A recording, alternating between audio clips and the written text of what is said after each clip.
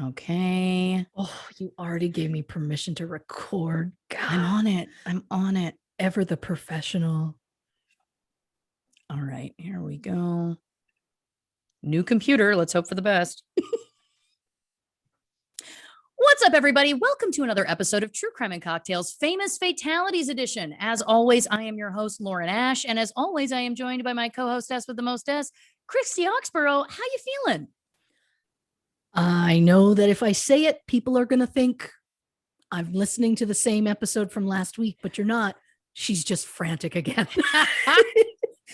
I mean, normally we got into that beautiful kind of thing where we would record our episodes on a Friday night. Yeah. I spend my Saturday doing whatever I need to do for promos and stuff.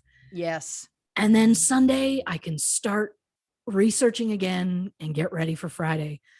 But last Friday we had we recorded on the Australian True Crime podcast. Yeah. So we had to push back our record to the Sunday, which is fine, but it meant that then I'm doing promos and stuff on the Monday. So I'm starting research on Tuesday. And then I feel like I'm just not ready by Friday. So then I push our record to Sunday and it's just a never ending. We're in a new cycle now. We're on a new schedule. Yeah. So I'm going to do my best to try and make it so that I'm ready to record next Friday in anticipation of getting back on that. So I'm less frantic every week. But I promise nothing. You don't owe me. You don't owe anybody anything. You know, you're here. You've done research. You've read a book in a day. She just dropped this on me, ladies and gentlemen and people. Yeah. Read a book in a day. I mean, you've outdone even yourself. It's wild. Every time I feel like, can she accomplish more? Can she do more in a shorter amount of time? You always do. I mean, it's a magical, beautiful thing. I'm here. I am wearing a shirt and I have notes in front of me. There might not be pants. It's warm in here. But my notes, I also had to print a little larger than last time because old lady Oxborough last time was like, I am not, what word is that? So I felt like I wasn't really seeing it. I'm realizing now it's because I drank twice as much as I normally as I normally do. So that's probably where that came from. But my notes are nice and large so I can see them. There's some fun side notes that I've made. And I have not one, but two different alcohols. So that, well, I guess they're both vodka based, but I have two different drinks today. So lay it on me, girl. What you drinking over there? Well, I mean, I went with the classic Palm Bay key lime cherry as a chaser. Okay. To start. And I wrote it on a Post-it because I put it in a frosty mug and I no longer have the can. Of course. It's a vodka-based pink lemonade. Oh. Called Tickling Pink. How do you walk past Tickling Pink and not go, okay? You know, you didn't, is the point. Yeah, it's the reason that I once bought you that bottle of giggle water. Giggle water, that's right. I was like, oh, that's amazing. And I had to. It's also, this can was also 7% alcohol, which feels, I mean, it's no 12% cut water. Thank you very much. You know, it is what it is. And they don't sponsor us. So if I try it and I'm like, oh God, you'll tell the truth. We'll all know. Oh yeah, I can't act. I don't know. That's not who I am. I don't know. There's a little video that we made when we were about 13 years old that would say otherwise. Okay. Every time Alanis Morissette's Ironic comes on the radio, I think about it. I think about the music video that we did. And the other day it came on when my husband was in the car and I chuckled and he went, "What's up?" And I just went, "No, nothing. That was just my line." He of course had no idea what I was talking about. And I explained it, but it was the meeting the man of my dreams and then meeting his beautiful wife while I had a handful of cracker crumbs that I'm not sure why. I think And she I was think eating she- crackers in the video, right? Yeah, we basically just recreated the Alanis Morissette ironic video in the car. But what I like is that we basically played it as though we were twins, and we were both, unlike one actor playing twins, we were two people playing one role, which ultimately probably seemed confusing, but it's not the point. I have not seen it in a long time. And now that we've talked about it this long, I'm concerned it's coming out again. I'm concerned and also delighted. Yeah. Yeah. Yeah. Because of the two of us, you're a singer. we did not lip sync this. No, there was also no music. It was just sang. Yeah. Well, it was the 90s. The technology wasn't there. I mean, what am I talking about? We had a boombox, but We could have played it live. Yeah. but we would have had her voice to compete with. We had no way to karaoke it, which is what we wanted. Yeah. Which is a shame. It's a Or shame. maybe we thought we'd add the music in post. I think we talked about that. No, we didn't. Did we? There was a debate.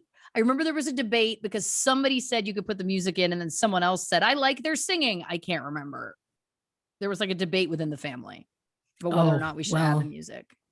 But you know, my favorite of your performances in that sketch comedy show we filmed, there was a commercial on at the time. This was during the Olympics. And then it's like there was a train, right? And then dad is running to give his son on the train a credit card because he's forgotten his credit card, right? Yeah. Well, I think it's the dad who forgot. Is it? Because I thought the dad was like, have fun, son. I thought the line was, Dad, you forgot your visa or something. Oh. It was your role. It was my line. Yeah. In the commercial, it was, I believe, an accent. I think it was an Irish fellow. It was. And so in order to recreate this, we could not recreate a moving train. So I pitched, again, I was a director then. I pitched that Christy, run and then you slowly kind of try and make yourself move and so make it look like the train is moving. Yeah. By moving her body back. I thought it was a very strong performance on your part. Yeah, I don't know if I want that video seeing the light of day. The train was my mother's Pontiac something or other. I don't remember what Sunfire? It was called. I don't know. And the person in the train was a very large pink stuffed dog that we shoved in the window and rolled the window up so it would pin the dog in so that we could actually have somebody, holding out of the train so that I could bring their Visa card. But I do recall doing my best with an accent, and my accents haven't gotten better. I thought you nailed it. Well, of course, because I could do anything and you'd be like, perfect. Well, love it. It's because I speak the truth. Because I see and speak the truth. That's because you're supportive. Well, I try. What am I drinking? I'm back onto the white wine. I was reminiscing about my old white wine drunks on this show. You know what I mean?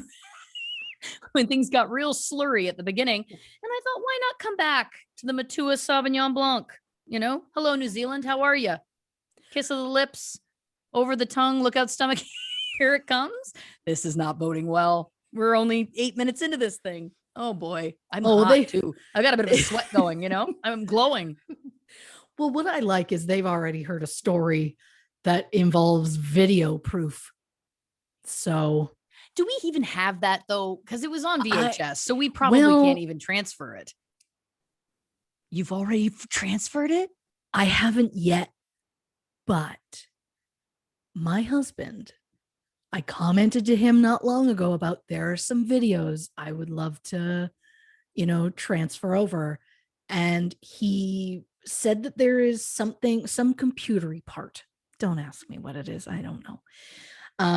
That he needed to be able to do that. And I was like, oh, okay. And then suddenly days later, he was like, so I borrowed it from a friend. Oh. So apparently he has it in his possession. I, again, don't know what it is. I really won't be part of the process because I'm the kid that wants to help but mom and dad are like, no, they're just more in the way and it's just more cleaning up. So can you just go play? Like that's how it works when it's computer stuff. So What he I love will is look your into commitment it. to the truth, because you could have just said, "Oh yeah, not digitized, no way to share it. Sorry." And now you've committed to it. I know. I know. Uh that's the problem. Once that ring light goes on, I'm like, well, you're getting her raw, folks. You're getting her as she is. So I guess I don't know if I even have to tell or if I even have to ask. I don't tell my husband to do things. I don't know if I now don't have to, if I don't have to ask, if this is now just me asking Right. him to do that. Yeah. I mean, either way, I will still do my best to try and remember. I don't know.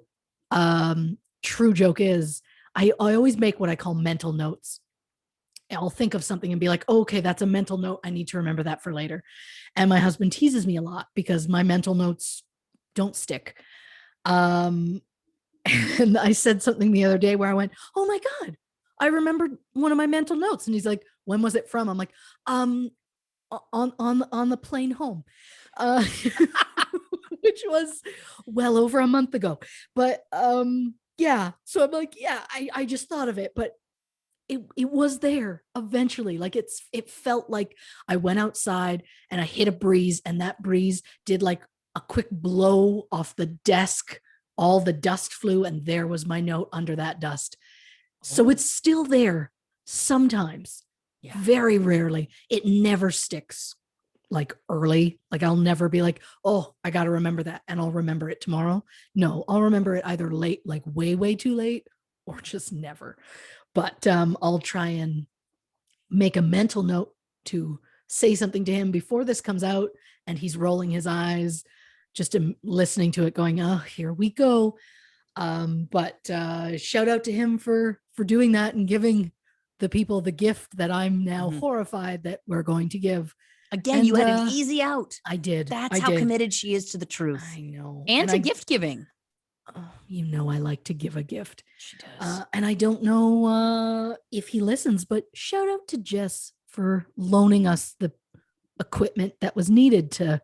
There you go. Embarrass me in front of so many lovely people. Oh, no, it will only endear people further. That's the truth. Oh, I embarrass myself more on these shows than I ever could have in my youth. Oh, I don't think it's embarrassment though. I think it's just being relatable. It's being real. It's being, as you like to call it, raw. Again, I would call it real more than raw because raw has a different connotation. But yeah, again, well, example of being real. Do you see what I'm saying? I need to stop saying she likes it raw. You know, that's not what I mean. You don't need to, but you know. This is like Arrested Development. It's like you just need to carry a tape recorder. I'm kidding. I'm kidding. No, we said that actually to our teenager earlier today. He didn't get it, but God, we laughed. Well, just listen to yourself. Isn't that what it's all about? You'd be surprised. Well, listen, today's episode, we are talking about the case, of course, of Rebecca Zahau. What a confounding case. I'm very excited to get into this one. But before we do, obviously this, or maybe not obviously, if you're not familiar with the case, again, never fear. Christy and I will always fill you in on everything you need to know. We need to know, you need to know, everyone needs to know. But this case does involve a set of brothers. And both of those brothers in this case dated women with vastly different ages from them.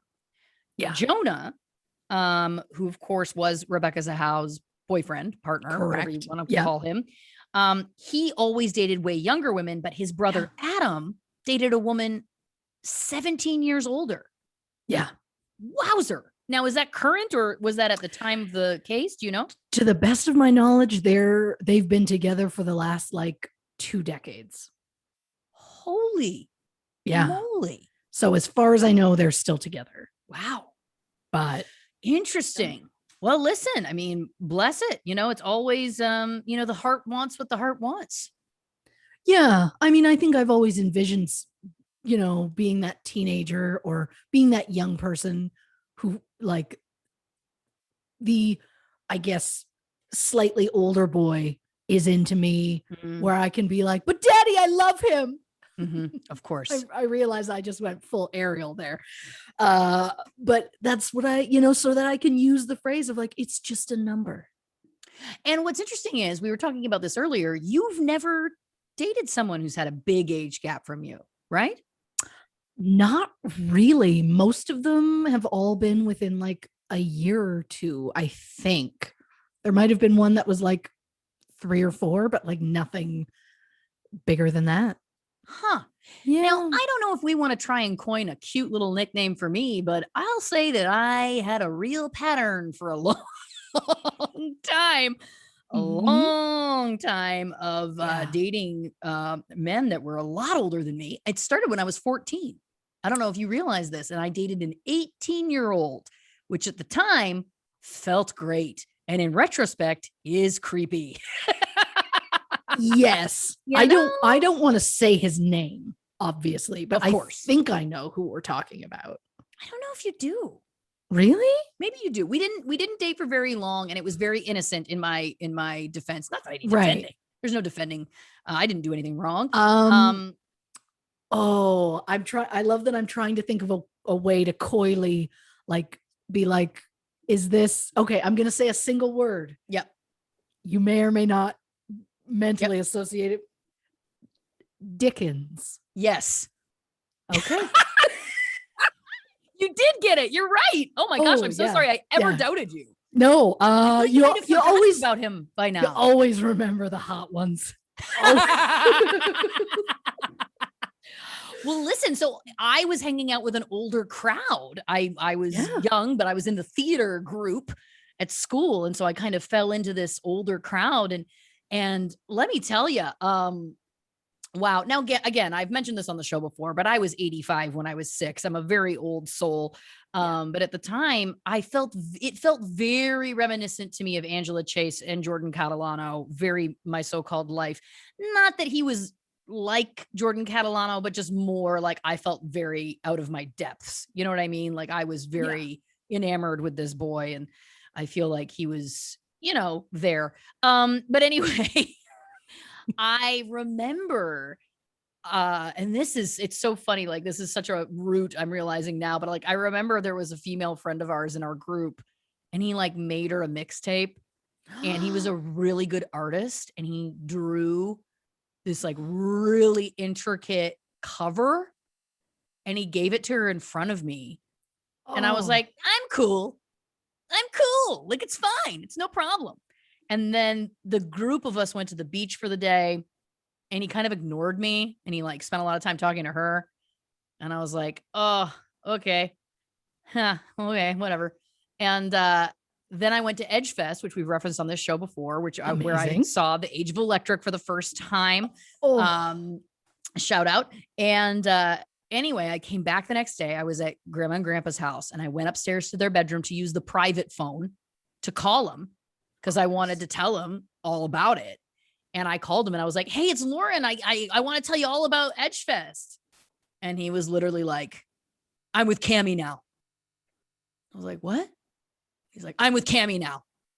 I was like, but yesterday, but the day before yesterday.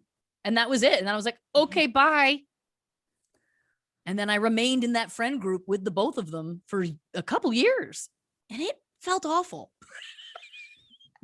And that you would think would have been something to make me not ever repeat that pattern. But oh no. Old Ash didn't learn from that. 3 things, please. 1. Yeah. Oh, I'm sorry. It's fine. 2. Guess who's no longer hot? Yeah. And 3, it's amazing the way you said it that way. I took 2 of my kids to 7-Eleven earlier today, and as we were leaving the building, there was a group of like 5 or 6, like I want to say 12, maybe 13-year-old girls. And they're all just kind of standing on their bikes, waiting for other friends who were in the store, waiting for them to come out. And as I'm walking to the car, this one girl just goes, I can't remember exactly how she put it, but she just went, so get this. He invites me to the bike park.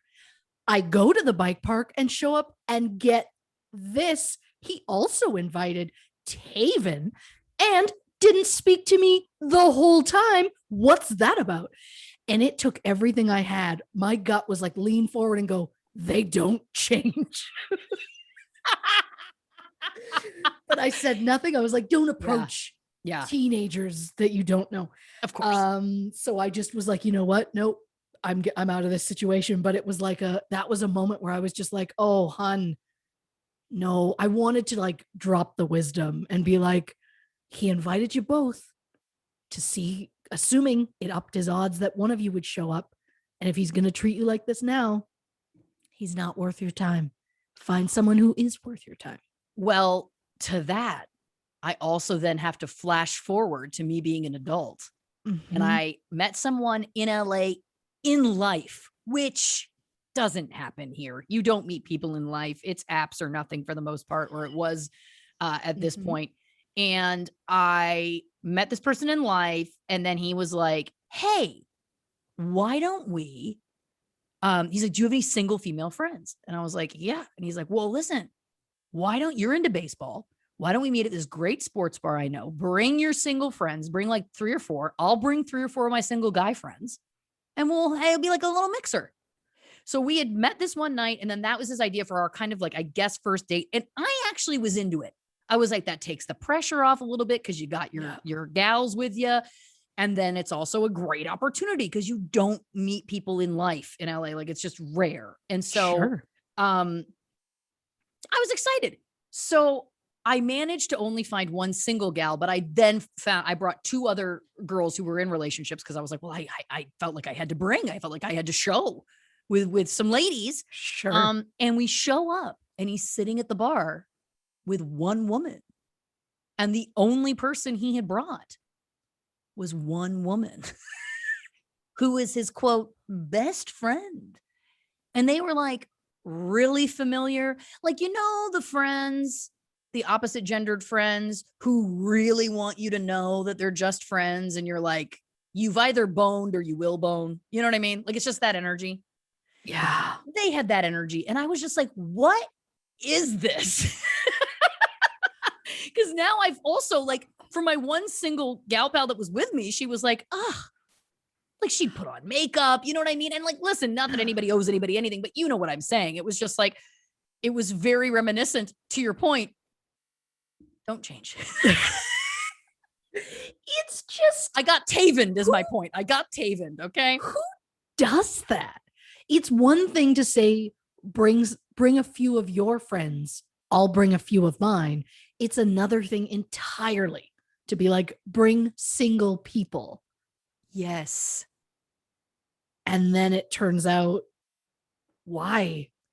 Like, it's so weird. I was immediately like a little sick when he said bring 3 or 4. And I was like, don't be the nerd that's like, oh my God, tell me you agreed on a number before. Cause I can't imagine one of you bringing 3 people, one of you bringing 4, and then there's an odd person out. And I can't imagine how they would feel not to be included. So then that's also why I thought it was okay to bring a couple of gals who weren't single, because I was like, then if there is an odd number, no harm, no foul. I thought it was like, you know what I mean? That's smart. It gave my one single friend like a good shot. And then, but there was also like charming other people who were going to be very upfront that they weren't on the prowl, but at least, my instinct was also right that I was like 3 or 4 single friends. Come on. Who's rallying that many people to go to a sports bar on a Friday? Come on. Yeah. Felt off, but nonetheless. Always trust your gut. Thank you very much. Listen, I also just want to say, and you're going to love that I need to clarify this. The girl that I talked about in the high school, her name isn't Cammie. I was changing it to keep her privacy. I just realized that but I also realized that there was a Cammie. And if Cammie's listening, it wasn't you, girl. And I don't want anyone who also went to high school with us that is listening to think that it was Cammie. It was somebody else. They all know. I was shocked to hear you use the word Cammie. I was like, okay. I know that's not who it is, but I'm like, I guess she's going with a fake name. sometimes, well, listen, I'm trying to be respectful, but then also, it's also not really her fault. I don't know. We'll get into the ins and outs of it later. It's not the point. Anyway, that's that. So long story short, then, the follow-up to this is that I continued that pattern a couple more times. It did not work out well for me. So Yeah. I've broken it now, which feels positive. Hey, look, I fully envision someday in my life, I'm to a point where I don't know if I'd go older now, but if I end up single in my 50s, 60s, look out mid to late 20s. Which is well, listen, Blanche has got a Blanche. Blanche has got a Blanche. She is who she is. And I also have to say very quickly, that at the beginning of this, I was like, maybe we should try and make a fun nickname for me to stick for some reason. And this is not the one, but I was like racking my brain as I'm talking. And I'm like, who's a young gal that was known for dating an older man? And then I was like, God, don't say Lolita. I know. I thought Amy Fisher. Wow. Yeah, that's not the nickname. That's not the one. We're going to keep noodling. Noodling. We're open to suggestions that are, within reason, and we'll keep thinking on it. Oh boy. I mean, Amy Fisher, that's where my brain went. Well, it's a little true crime-ish. I think that's where my brain was at. I think I was trying to think of something that connected in that way, and that was like the first thing that came out. But anyway. Look, well, there's got to be a character somewhere. Yeah. If there's a Blanche, there's got to be, not that Blanche wasn't that way as well. Yeah. I don't know how much she really tended to go with men her own age. Great point. She did like them younger. So, well, dear listeners, this is it. We'll figure it out. I'll get a nickname too. Yeah. I guess that's what I'm really asking for. But let's get into it. Of course, we are talking about Rebecca Zahau. What a case. Wow. It is something. If you're not familiar, don't worry. Here we go. I'll give you a quick backstory. In July 2011, an ambulance was called to the historic Spreckles Mansion in Coronado, where 6-year-old Max Shacknai was found unconscious after a potential fall. 2 days later, Rebecca Zahau, Max's babysitter and the girlfriend of Max's father, was found hanging from a second-floor balcony, bound, gagged, and naked. Police immediately concluded that Rebecca killed herself out of immense guilt over Max's accident. But what really happened to Rebecca? Was she overwhelmed with guilt? Did she stage the scene to frame someone else? Or was someone trying to get revenge for the little boy who Rebecca loved as her own? I mean, I also need to preface all of this with, there's going to be some names that I'm not 100% on pronunciations. I'm not butchering them on purpose. I'm just a boob. So just know, doing my best. I also think, because I don't really fully remember, it's been a very frantic day for me. Of course. I think I may have stupidly put medical terminology in here for myself. So, oh dear. Okay. Well, I recall at least one, but again, it might not have made the final cut. I don't know what has. We're all on this journey together. I love it. It's a discovery for even you. Yeah.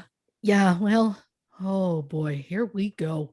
All right. So Rebecca Maui Zahau was born March 15th, 1979 in Phalam Chin State in Burma, which is now known as Myanmar. Myanmar, is that it? Mm-hmm. Rebecca's father, Robert, was in Thailand when members of the Burmese government were shot during a coup. When Robert returned to Burma, he was sent to prison for almost a decade for his connections to this ousted regime. So when Rebecca was only 2, her family migrated to Nepal as political refugees and became missionaries with the group Youth with a Mission. During their time in Nepal, Rebecca and her 2 sisters suffered years of molestation at the hands of their school dean. Oh. They remained in Nepal for 14 years. before being granted political asylum in Germany. Rebecca moved to Austria to attend Calvary Chapel Bible College. At 21, she met Neil Nalipa in January 2001. 6 months later, they were dating, and after moving to New York in early 2002, Rebecca and Neil married in June. Unfortunately, Rebecca started to feel that Neil was getting too possessive, and the couple started to drift apart. In May 2004, they relocated to Southern California in the hopes of making a fresh start. Rebecca got a job with a LASIK eye center, and Neil served as a volunteer youth pastor. However, stresses on their marriage returned, and Rebecca suffered a miscarriage. The couple separated shortly after, reuniting a few years later after a move to Arizona in 2007. The marriage unfortunately ended for good in 2008, and the couple legally divorced in February of 2011. On March 17th, 2011, Rebecca officially filed to revert her name back to her maiden name, Zahau. Divorce side note. There are conflicting reports about the reasons why they divorced. Neil claims he filed for divorce because Rebecca had, quote, changed and become materialistic. But Rebecca claims she filed for divorce because Neil had become unfaithful and physically abusive. So we don't know officially what went down between them, but I'm pretty quick not to trust anything Neil says.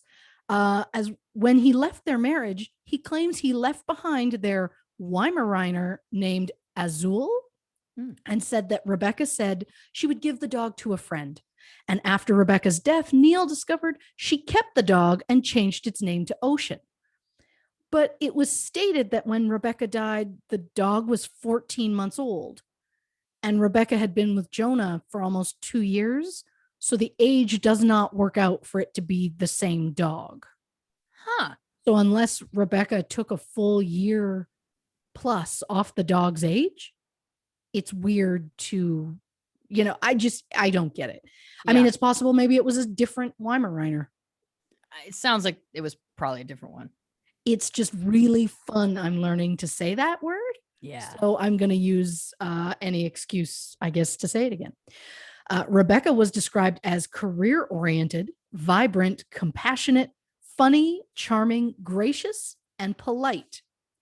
She was a high-energy person, a fitness buff, and, quote, the sweetest person you could possibly imagine. Rebecca could also speak 6 languages. Wowzer. Now, at this point, Rebecca was a certified ophthalmic technician. Barely made it through that. Working at Horizon Eye Specialists and LASIK Center in Scottsdale, Arizona. During an eye appointment in October 2009, 30-year-old Rebecca meets Jonah Shacknai, a 53-year-old CEO of a pharmaceutical company. Rebecca examined Jonah's eyes, and Jonah asked Rebecca to dinner. Classic older white dude, right? Some may say Jonah was a real catch, as in 2010, he was the 9th highest paid CEO in Arizona, earning $6.4 million. We'll get into more on Jonah in a moment, and then we can decide if he was a catch or not. Yeah. Rebecca and Jonah had their first date, October 19th, 2009. Jonah said, quote, there was a significant compatibility on many levels. By the end of 2009, they were officially a couple. When asked about the pair moving in together, Jonah said that while he was on a trip with his children in March of 2010, Rebecca moved her things, including personal items and family pictures, into Jonah's house in Phoenix. Apparently, her ex, Neil, had forced his way into her house, and she no longer felt safe there. One of Jonah's children apparently took great offense to Rebecca moving in, so Rebecca packed her stuff and moved out. And then a month later, things had calmed down enough that she officially just moved in again. Okay. Family drama side note. I think it's my goal to come up with the weirdest names for those. Mm-hmm. It is well known that Jonah's daughter did not get along with Rebecca. Jonah described it as difficult and that said he had gone to a counselor for advice on how to make their household run more smoothly. Jonah said in the months leading up to Rebecca's death, the relationships showed no signs of improvement, but that he hoped that they could work on the dynamics between his daughter and Rebecca in the summer of 2011. During the school year, the family lived in Paradise Valley, Arizona, but between Memorial Day and Labor Day, the family moved to their summer house in Coronado, California, although sometimes the youngest child, Max, was with his mother at her summer house a short distance away, and the two teenagers sometimes were on the East Coast with their mother. Summer house tangent. I'm calling it a tangent because it's slightly longer than a side note. The summer house in question is known as the Spreckels Mansion, built in 1908 by real estate tycoon John Dietrich Spreckels as a wedding gift for his son Klaus in 1910. Klaus's widow Ellis lived in the home until her death in 1967. It is located at 1043 Ocean Boulevard, which covers 3 lots totaling 19,000 square feet. Whoa. There is a 4-bedroom main house, a 3-bedroom guest house, and 2 apartments above a 4-car garage, an enclosed courtyard with a swimming pool, total of 10 bedrooms, 8.5 bathrooms, and over 10,000 square feet of living space. Jeez. Historical tangent side note. Oh my God.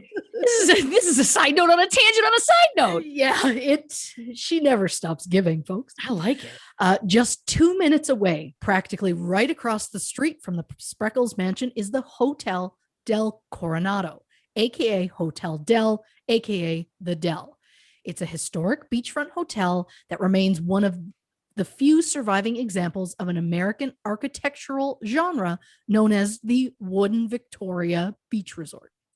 The Del is the second largest wooden structure in the United States and was designated a California Historical Landmark in 1970 and a National Historic Landmark in 1977. The Del opened in 1888 and was the single largest resort in the world. It has been featured in numerous books, TV shows, and movies, such as My Blue Heaven, Some Like It Hot, the Jim Belushi hit K-9, as well as episodes of Simon and Simon, Heart to Heart, and Baywatch. And because I know that y'all wouldn't be able to sleep tonight without knowing, the first largest wooden structure in the United States is Tillamook Air Museum in Oregon. Always learning. So, Jonah Shacknai purchased the Spreckels Mansion in 2007 for a cool $12.75 million. Okay. And then sold it in 2011 for $9 million. Oh, after her death? Mm-hmm. Got it. Okay. Most recently, the house was available in 2019 for $16.9 million. And because California state law requires a seller to disclose a death that has occurred on the site during the previous 3 years, regardless of the cause, whoever sold it last had no obligation to reveal anything to the potential buyers. What would they not have to disclose? Let's get to the case and find out. Ooh. Yeah, she's really working for it today, folks. So Jonah described his relationship with Rebecca as, quote, very close. I'm confident we loved one another. We spent all of our time together that we could. A friend of Jonah's said, quote, Jonah said he'd found a new level of peace and happiness with Rebecca because their relationship was unlike any he'd ever had. Even Rebecca's sister Mary said they seemed happy together. Friends described the couple as, quote, a very serious relationship. There was a lot of love there. Jonah had every intention of proposing to Rebecca. Jonah wanted to spend the rest of his life with her. Jonah has never confirmed nor denied the possibility of this proposal, so I can't say for sure. During a civil suit, we will discuss the civil suit later. Of course. Jonah was asked if he thought him and Rebecca had planned to assess their relationship at the end of the summer of 2011. Jonah said yes. I don't know if that means he was going to consider a proposal or not. Assess doesn't sound positive. But it was the wording of the lawyer. Like it was the lawyer's question to him, which felt like a weird choice. Rebecca quit her job in December 2010 to devote herself to Jonah and his 3 children. Jonah admitted that Rebecca and her sisters would send money to their parents every month, so he offered to give her money to send them once she quit her job. So he was very clearly on board with her quitting. Right. So Jonah seemed supportive of her quitting her job. Just follow your notes, Christy. You always knew where you were going to go anyway. But I'm not surprised, since Rebecca's sister Mary said Jonah treated Rebecca like, quote, a glorified nanny. Ooh. Now let's take a brief look at Jonah's family life prior to his relationship with Rebecca. 1993, Jonah marries 28-year-old Kimberly James in Bel Air, California, and they have Gabrielle, aka Gabby, in 1996, and Ethan in 1998. According to their 10-volume divorce file, whoa, the marriage got off to a rocky start when Jonah questioned whether or not he'd made a mistake in marrying Kimberly, which is a valid feeling, except that he said it out loud while they were on their honeymoon. Oh, Kimberly filed for divorce in 1999, and after a brutal custody battle, their divorce was finalized in 2001. Jonah then married 32-year-old Dina Flores in 2002, and they had Maxfield, aka Max, in 2005 before separating in 2008. Jonah moved his stuff out of their house while Dina and Max were visiting Dina's mother on Christmas Eve. This led to his second divorce and his second lengthy custody battle. This particular marriage was volatile at best. We will get into that hot mess later in our story. But tea spilling side note. Howard Luber, a Phoenix dermatologist and close friend of Jonah's, not to mention godfather of Max, said that Jonah and Dina met in 1997 and became romantically involved while Jonah was still married to Kimberly. No wonder the marriage did not work out. One thing I find interesting is that both Kimberly and Dina were pharmaceutical reps when Jonah met them. That is interesting. He's got a type. I also meant to mention this right off the top, but forgot. What are the odds that this case involves an Adam, a Dina, and a Jonah? And that Jonah and Dina's relationship is volatile. And I feel like that's what would have happened if they married. Well, listen, yeah, absolutely. And listen, Dina was definitely interested at the beginning, so there's something there. Yeah, that really does. For some reason, Dina and Jonah, I just think are 2 names that you don't hear that often. Yes, certainly not together. So it is a trip for me. I am not gonna lie. This whole time inside, it is a trip for me that those are the 2 of the leading characters in this story, because I'm like, that's me and my buddy. Yeah, I guarantee you are better. Yeah, I was trying to think of a way of being nice. No offense, Dina. Of course. I've heard some things.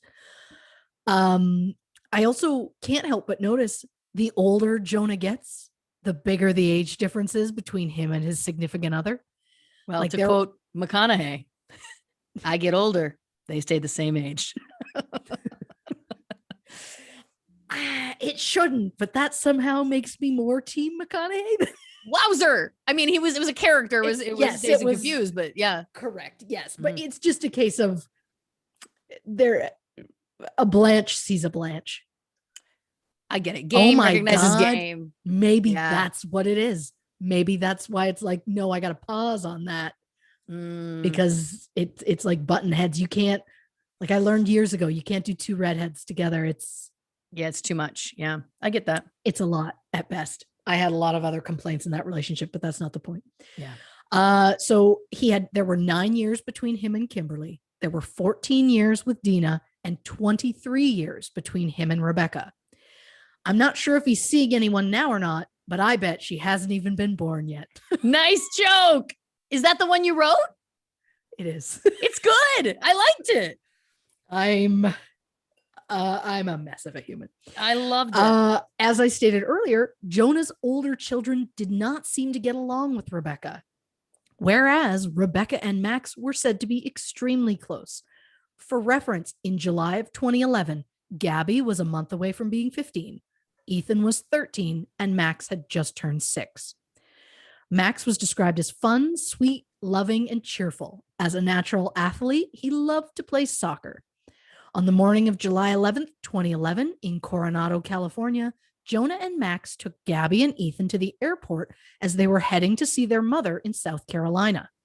Jonah and Max returned home where Rebecca was with her 13-year-old sister, Zena, who was 1 day into a month-long birthday visit.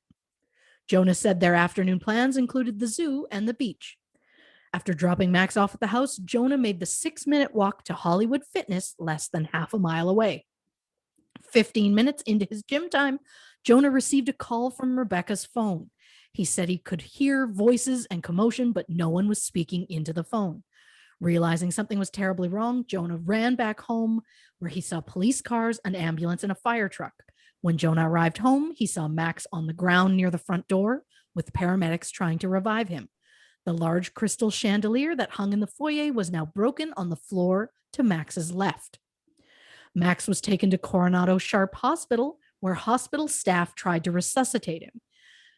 Once his pulse came back, he was taken for a CT scan, which revealed a fracture on the top of Max's skull. He was then transferred to Rady Children's Hospital and put into a medically induced coma. Rebecca arrived at the hospital, but Jonah asked her to leave as he was trying to call Dina and didn't want her to see Rebecca and have, quote, an unpleasant incident.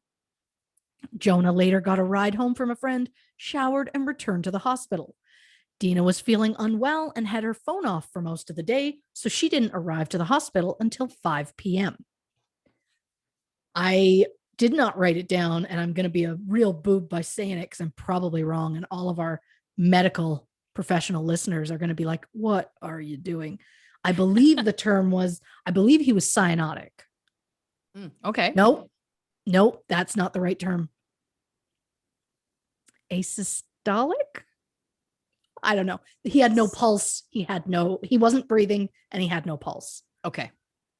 I was going to write it down now. Well, I'm going to surprise myself with other medical jargon that I also don't know how to say. When investigators asked Rebecca what had happened to Max, she said that while she was in the bathroom, she heard a thunderous crash.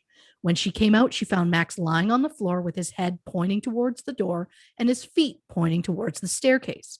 The chandelier was on the floor beside him, and the family dog, a 14-month-old Weimaraner named Ocean, was standing nearby.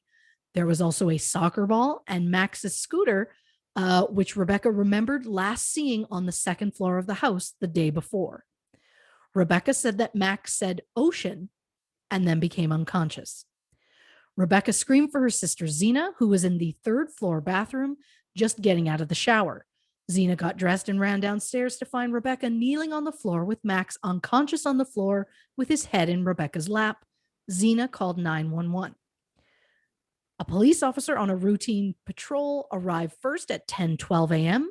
After the paramedics arrived, Rebecca called Jonah, who arrived minutes later and left with the ambulance. Rebecca wandered around the foyer, kind of wondering what she was supposed to do. She asked the police that were there if she could clean up the glass shards that were in the entryway. So as Zena was carrying a bag out of the house that had these glass shards in it, a sharp point poked through the bag and cut her leg. Rebecca ended up taking Zena to Coronado Bay Urgent Care around 1 p.m. When she arrived home, Rebecca called Camp Diggity Dogs at 4 p.m. in the hopes of finding a place to care for Ocean so she could focus on Jonah and Max.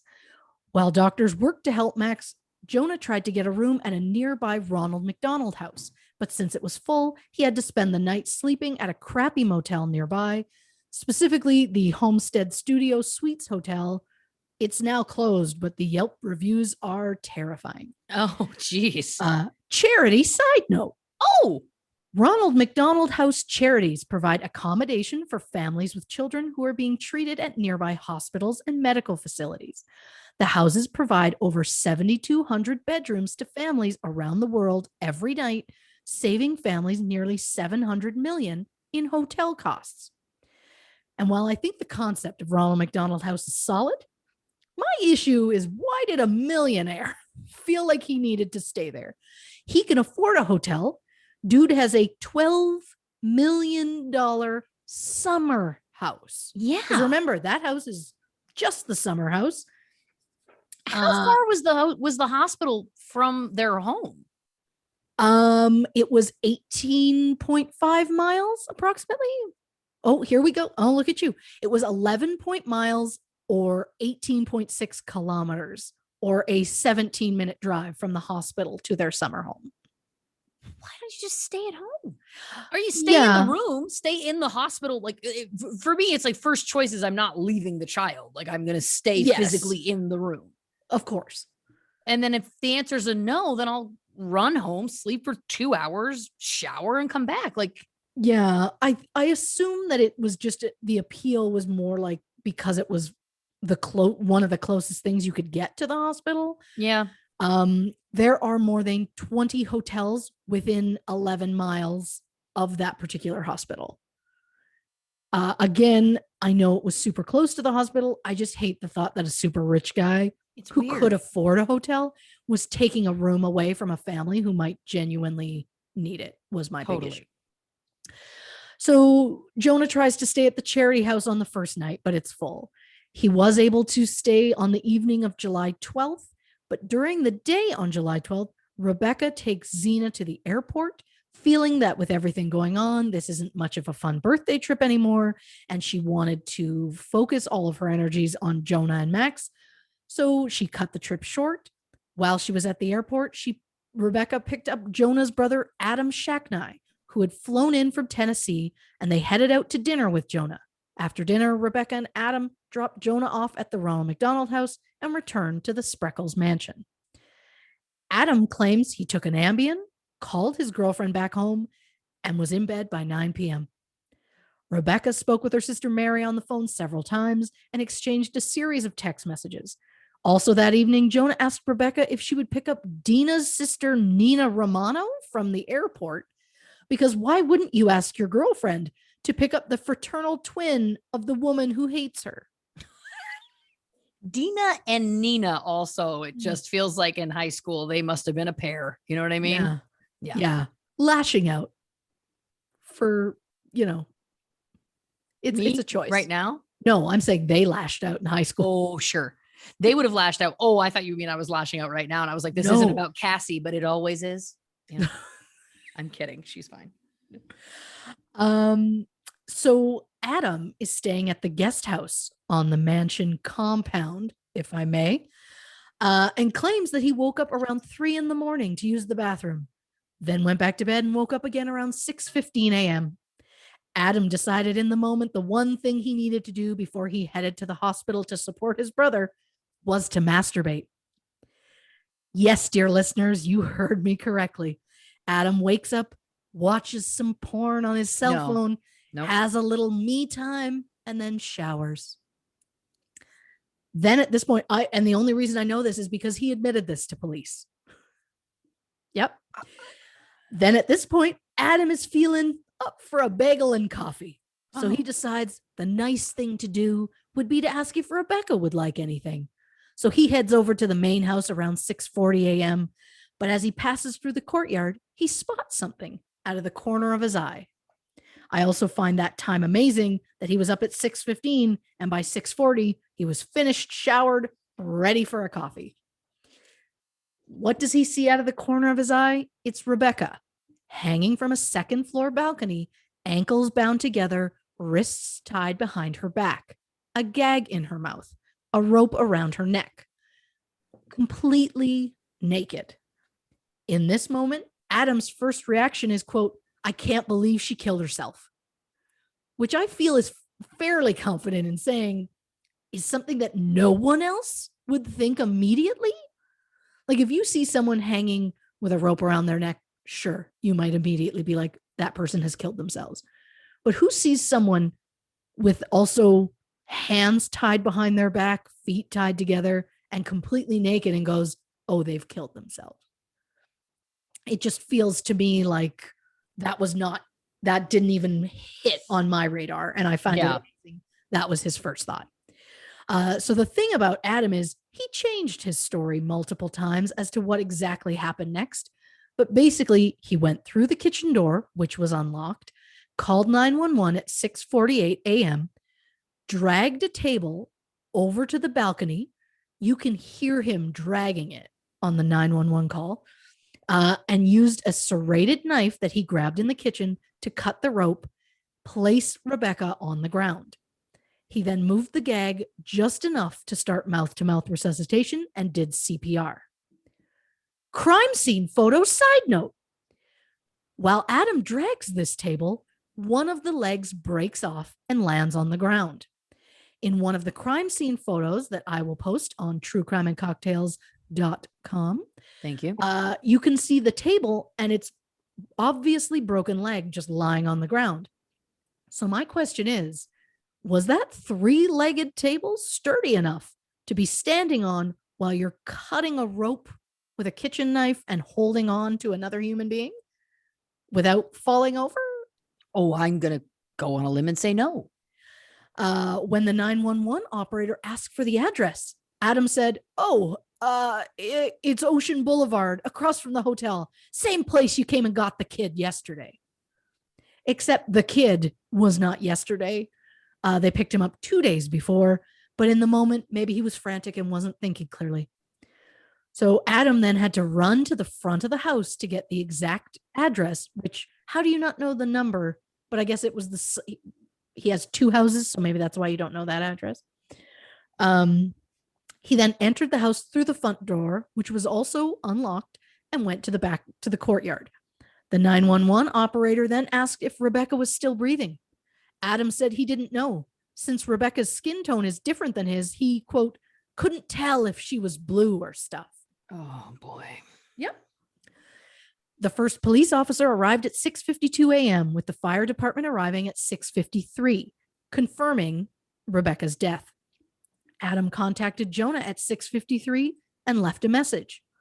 A forensic tech photographed and checked Adam's body for any injuries or signs of a struggle, as well as got a DNA swab and scraped under his fingernails. During questioning at the scene, Adam initially told police he pulled the table over first, then got the knife from the kitchen. But during a polygraph test later on, he claimed he got the knife first, then moved the table and called 911.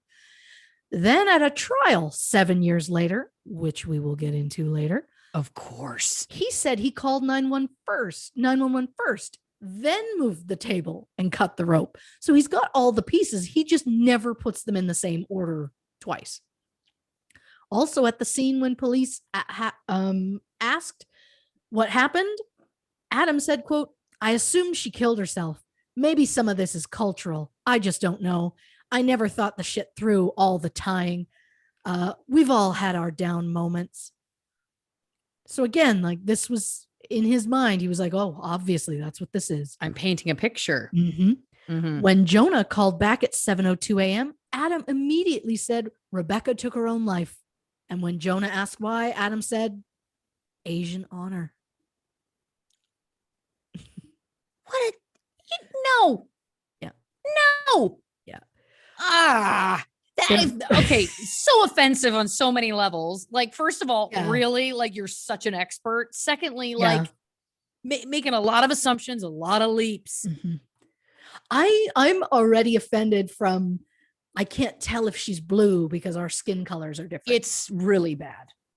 It's really awful. Yeah. I mean, I love that we've only just begun, and I'm already not impressed by Adam, not impressed by him at all. Not unlike what I said about Todd in the staircase. You're not going to like Adam. Now, I did watch some footage, some content about this. Isn't it true that he's a tugboat captain? Yes. I just wanted to get that specific out there because there's something about the specific tugboat that just paints a picture, you know? Yeah. I was going to make a masturbation joke, but I won't. I was also trying to come up with something like a wake and shake. Like I was also trying to come up with something about that too, but I'm also not firing as fast as I would like to normally. But yeah, look, I mean, I get the concept of morning wood. It just feels like maybe today's not the day. Maybe holster it, put a pin in it later. Maybe later. I mean, a child has been badly injured, very badly injured. Yeah.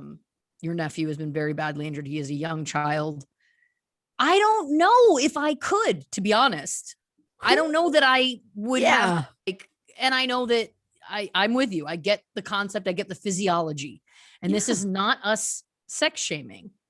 No. But I think that it is an interesting thing to note. I think it's a very interesting detail to note because it definitely speaks to, since he did say this to the police, this is what he is saying happened. I think it is important definitely to note that he was very open, that it's like, yeah, this made sense to me. I had time. It's like, okay, well, that says something about volumes is what it says. It says as many volumes as that divorce. You know what I'm saying?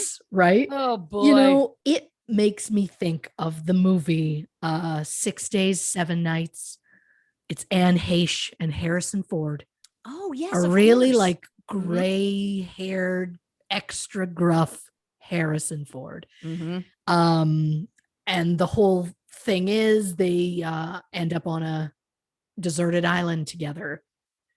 And he is dating this very young, gorgeous woman.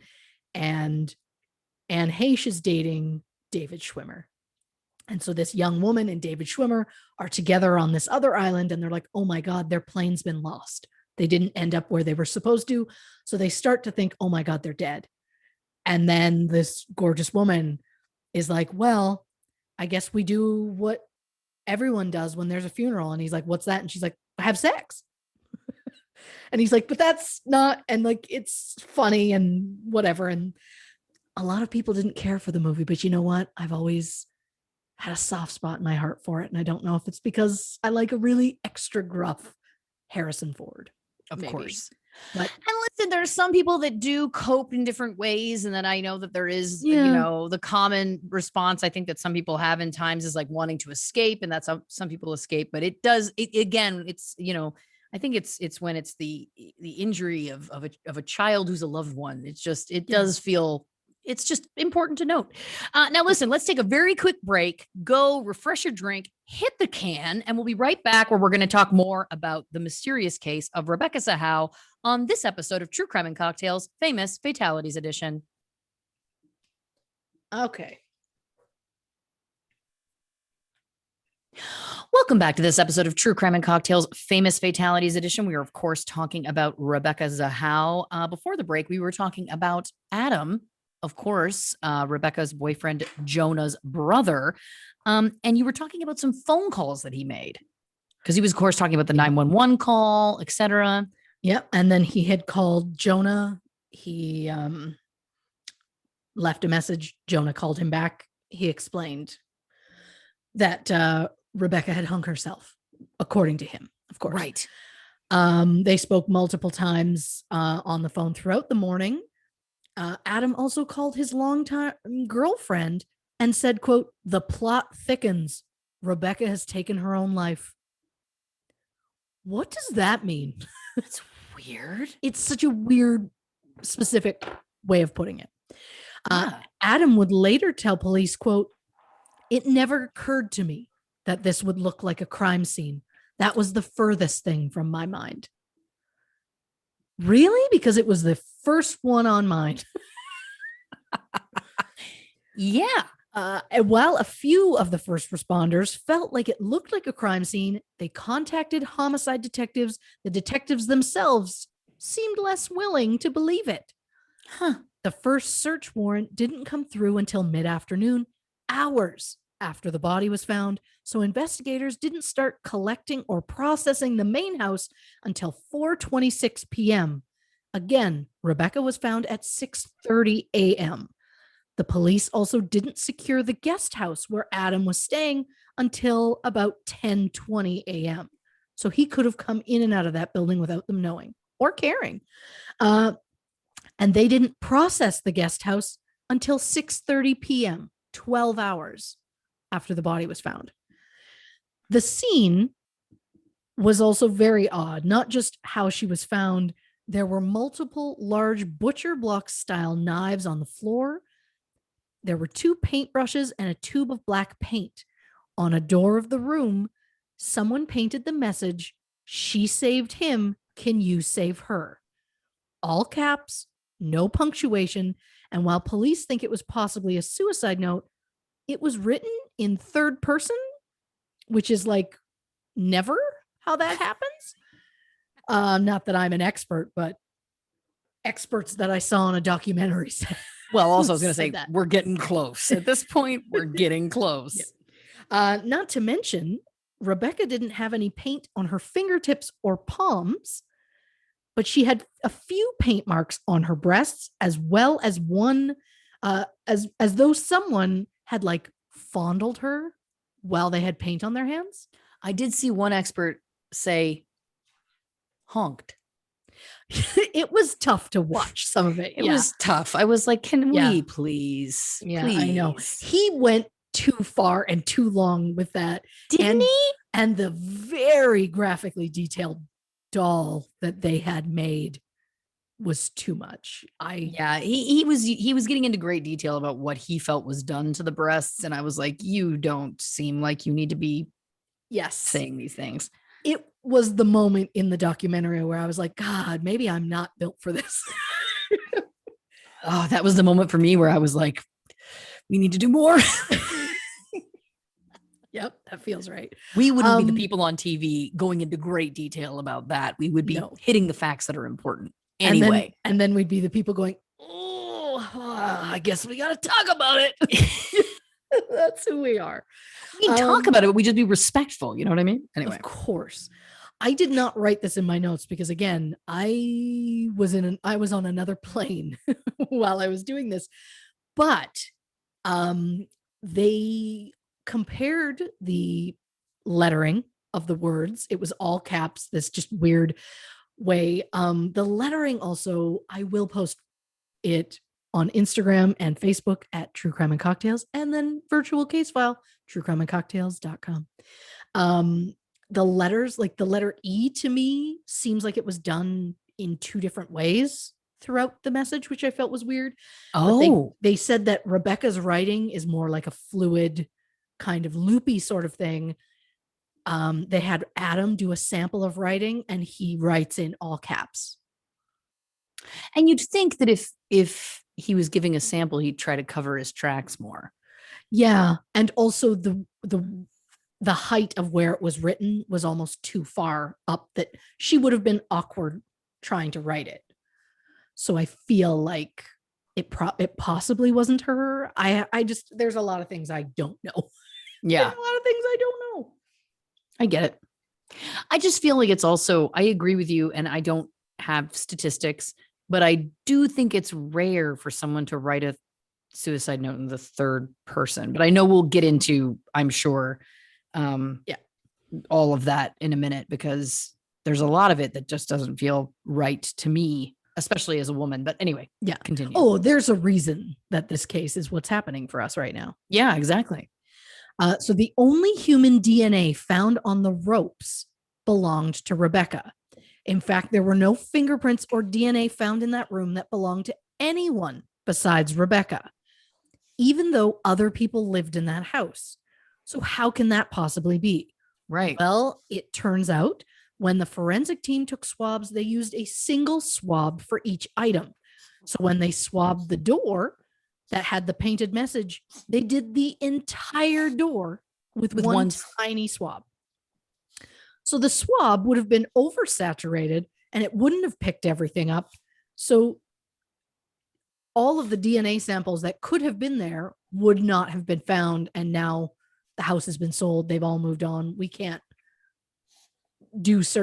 test certain items because it wouldn't do anything to get in that house again.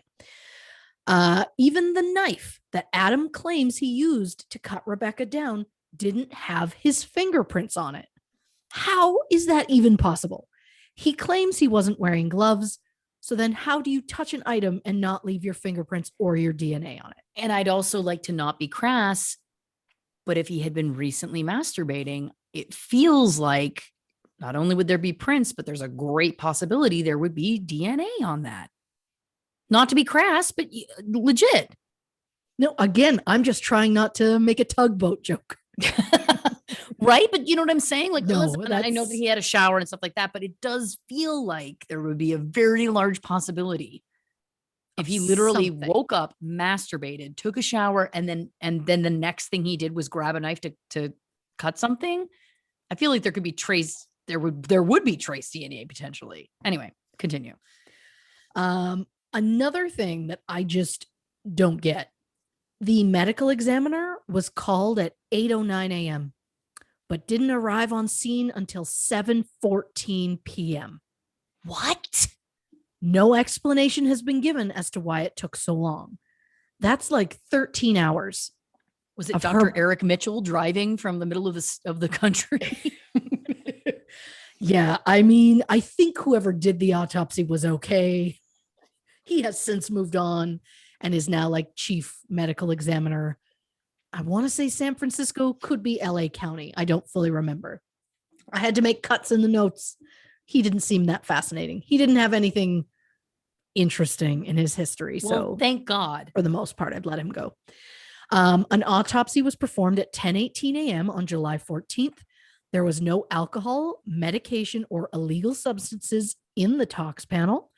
The ME also noticed no sign of physical struggle at the scene or on Rebecca's body. There were numerous abrasions and contusions on Rebecca's back, arms, and legs, and a fracture to the hyoid bone in her neck.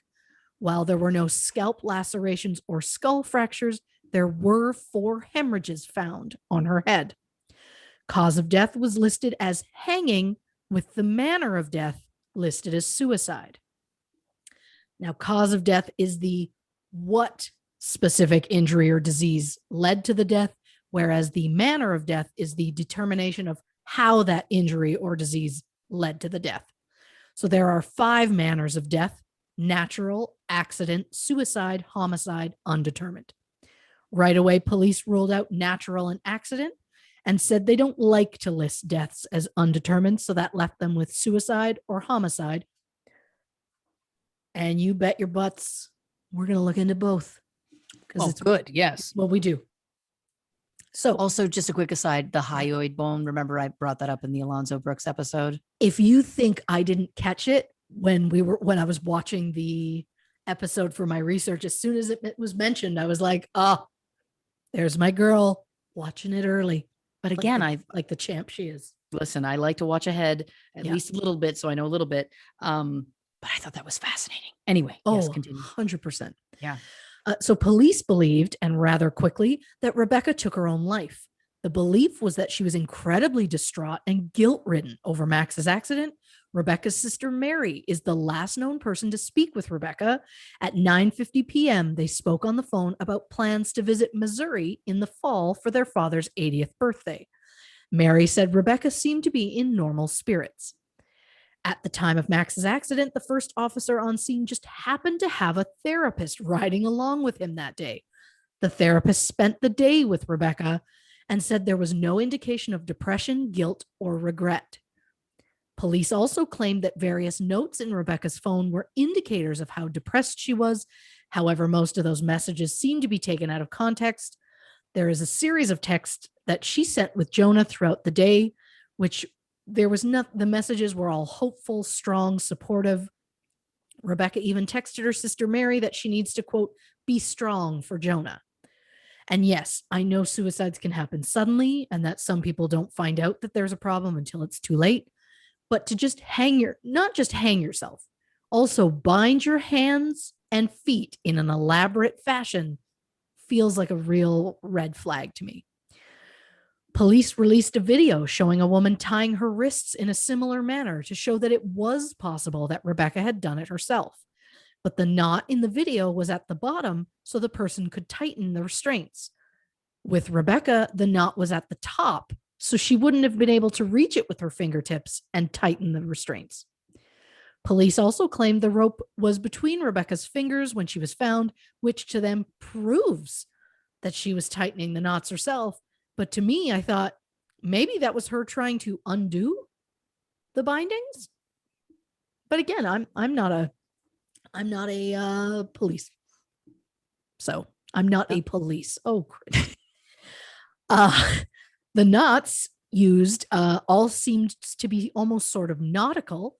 And while Adam is a tugboat captain with obvious nautical experience, Adam testified that Rebecca knew how to tie certain knots,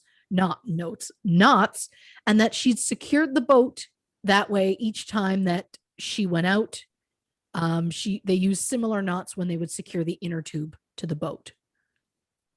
I believe I meant Jonah in that moment, but it's fine. The point, Jonah testified that when they take the boat out, Rebecca was used to doing those kinds of knots, so it totally could have been her. Again, that family is really pushing that she did this herself. Yeah. The ME claimed that the ropes were loose enough around Rebecca's wrists that they were able to free her hands with little effort. But when Adam first found the body, he said he had to check her pulse, so he would have loosened the rope slightly to get his hand in to try and check her pulse. Unless he did it on the neck. I think he specifically had said he wrist. did I think he did. I could be wrong. Well, no, but if that's the case, then yeah, absolutely. Yeah, because also she had like ropes around her neck.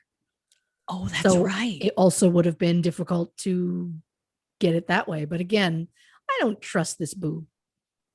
Nope. I also don't know why I felt he had to be a boob, but well, he is. Yeah. So some may say that she did. Oh, well, I'm going to start that again. And some may say that she didn't want to be able to free herself from the noose. So why gag herself? That's my biggest issue. So maybe they're like, okay, she tied her hands and feet because she wanted to go through with it without chickening out and trying to get out of it, but then gagging herself. Why would she do that? Like, I just can't. Yeah. But Adam and Jonah have both suggested that her death was linked to Asian honor killing. Jonah said, which they're huge experts in, I'm sure. Oh, yeah. Jonah said, quote, "She's Asian. She's not from America. She was born in Burma. She comes from a true Asian background, and they just look at things differently in terms of responsibility. I can't help but think she felt responsible because she was in the house." I will admit, I don't know a lot about Asian honor killing. The documentary I watched interviewed a therapist named Sam Louie, who is a diversity and culture expert. Sam explained that the Asian cultures are shame-based. Suicide is one way to regain your family's honor or to save face. However, Sam also said being naked is seen as shameful in Asian cultures. So on one hand, there's the idea that suicide is a way to honor your family. But on the other hand, being naked would dishonor them. So the two things just do not make sense when they're together. And just for the sake of clarification, I don't think that suicide honors anyone. Sure. I mean, my own personal opinion. So Rebecca's family claimed that Rebecca was religious and would never consider suicide. Not Adam. Jonah, however, claimed that due to the growing up in a very strict religious home, Rebecca was not a fan of organized religion of any kind. Rebecca's sister Mary said Rebecca was deeply spiritual. And so at this point, it's like a he said, she said, like, because Rebecca's not here to tell us one way or the other. They're both going to have their own opinion. But after Max's accident, Rebecca used her phone to search churches in the area. So who's to say what religion or spirituality meant to her or how deep it went for her? So here is a particularly tough part of this episode. On July 17th, Max was taken off of life support. Some of his organs were donated, which helped save the lives of 3 other children, which is amazing. But at the end of the day, it's still tragic when a child loses their life. It's still unclear exactly as to what happened to Max. Police believe it was a terrible accident caused by a child roughhousing and then falling over the banister from the second floor. There's also the belief that Max suffered a heart attack and fell down the stairs. And I know you're thinking a seemingly healthy 6-year-old had a heart attack. Well, apparently at a routine appointment in May of 2011, Max's doctor detected a heart murmur. He had been referred to a specialist. However, the appointment had not happened yet. So I don't know if the accident had anything to do with his heart, but I do know the heart was not one of the organs that was approved for donation. Interesting. His cause of death was listed as, here she goes, anoxic encephalopathy. Oof, no, Christy. And yeah, she did her best. Due to cardiopulmonary arrest, cervical spine cord contusion, and blunt force trauma to the head and neck. It is believed he fell face first on the floor, which caused a lot of these injuries. His manner of death is listed as an accident. Mm-hmm. In the end, I do think it was some sort of tragic accident. I don't believe Rebecca did anything to him. She had no motive to. I think it was a crazy combination of like the scooter, maybe the dog kind of got in there somehow, and just like a flurry of activity where the accident happened in a split second. It was said that Max's older siblings were known for sliding down the banister and hitting the chandelier on the way down. Oh. Jonah claims Max had never imitated this behavior before, but is it possible he took advantage of a moment where there was no one around? Because the two people at home with him, one was in the shower, one had just gone to the bathroom. We will never know. I just don't know that Rebecca was to blame in any way. Oh, she was in a bathroom, accidents happen, and unfortunately, sometimes it does result in a tragedy, but you're allowed to go to the bathroom. So, of course. You know, yes. Regarding Rebecca, the big reason the police are so convinced Rebecca's death was a suicide is because Jonah left her a voicemail at 12:48 a.m., just hours before her death. The voicemail was listened to and then deleted, so we only have Jonah's word as to what was said, as the technology at the time wasn't able to retrieve the deleted message. When first questioned by police, Jonah said he gave Rebecca the news that Max was brain dead and that he would now have to decide whether or not to donate Max's organs. Jonah later said in court that this emotional message involved Jonah crying, giving Rebecca the news that Max's doctor had confirmed that under the best scenario, Max would never walk or talk again. The message was 62 seconds long. Police are fully convinced that Rebecca heard this voicemail, became so distraught that she felt no other choice. The voicemail, which again has been deleted and no one else has heard, was the main basis of the defense's case in a civil suit that we will get into shortly. So the sheriff, Bill Gore, has a press conference September 2nd, 2011, to announce that after a 7-week investigation, Rebecca Zahau died by suicide, and that the case was now closed. The ME, Dr. Jonathan Lucas, said that despite it being a, quote, unique and unusual case, we needed to look past the unusual appearance and focus on the facts and evidence. The sheriff said, quote, she was obviously distraught. Remember, she was the person who found Max. So police are convinced it was a suicide. But what if it was actually a homicide? Coronado, California has the lowest crime rate in San Diego County. There is no history of home invasion, and the most common crime is bicycle theft. It was well known that most people in the area didn't even bother to lock their doors. But that's not to say homicides don't happen. Between 1999 and 2011, only one murder occurred. And I believe it was a murder-suicide of a couple. The position in which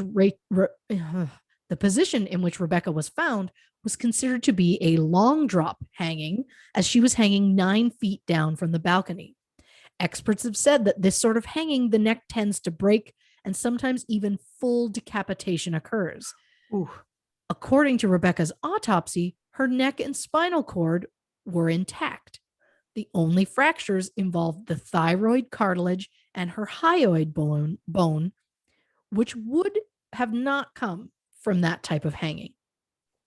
In fact, Dr. Cyril Wecht, I probably butchered that poor man's name, a forensic pathologist who also worked when they reopened the JonBenet Ramsey case, did an autopsy on Rebecca after the Zahau family had her body exhumed.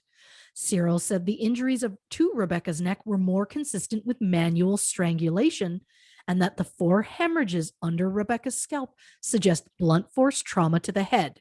Cyril believes these injuries were undoubtedly would have caused a concussion or unconsciousness, which could explain the lack of a struggle and the clean toxicology report. Also, the pattern of lividity, which is the discoloration of the skin due to settling and pooling of blood following death, was horizontal along her backside, her right calf, and across her back, which indicates she was lying on her back for quite some time with her legs bent to the side, just as she was when the first responders arrived. However, if she'd been hanging by the neck for several hours, as Adam claimed, the blood would have instead been pulled down by gravity, pooling in her feet and lower extremities. So if she wasn't hanging for hours, where was she? The ME lists her time of death between maybe like 2:30 to 3:30 a.m. There's also the fact that a neighbor named Marcia Allison, who is an older woman who lived about one door down from the Shackneys, claimed she heard a woman screaming, "Help me, help me," around 11:30 p.m. the night Rebecca died. Police interviewed her, but never looked into it any further. Marcia also said the screaming stopped after that, so she didn't bother reporting it to the police. Quote, "She quit yelling, so I thought it was all right." So if someone else was responsible for Rebecca's death, who are some potential suspects? I have one. Like former prosecutor Lonnie Combs says, whenever something like this happens, the first thing investigators do is look at the people closest to the victim. Not maybe the closest person, but we are going to start with Dina Shackney, formerly Dina Flores. Jonah and Rebecca started dating a year after Dina and Jonah's divorce, but since Dina and Jonah had a 50-50 custody agreement with Max, they were still involved in each other's lives. And according to Jonah, Rebecca and Dina's relationship was, quote, at the edge of civil. Jonah was also really quick to throw Dina under the bus, saying, quote, "I'm not looking to hang Dina for she's just suffered an unimaginable loss. She had one reaction when she sort of heard about this. She was almost giddy that Rebecca was dead." But what sticks out to me the most in that statement is the fact that he said she just suffered a loss, not we. Great point. Also, the exact wording of unimaginable loss is like that was the exact wording used when Jonah and Dina do a small press conference later on in our story. The two of them speak together and they use the term unimaginable loss. So it just feels like it was just a choice. But again, he says she, not we. Not we, yeah. Yeah. Jonah also said Dina resented Rebecca for a variety of reasons, and that the close relationship between Rebecca and Max really heightened this resentment. Jonah said, quote, "She was pretty rough on Rebecca. There was no question about it."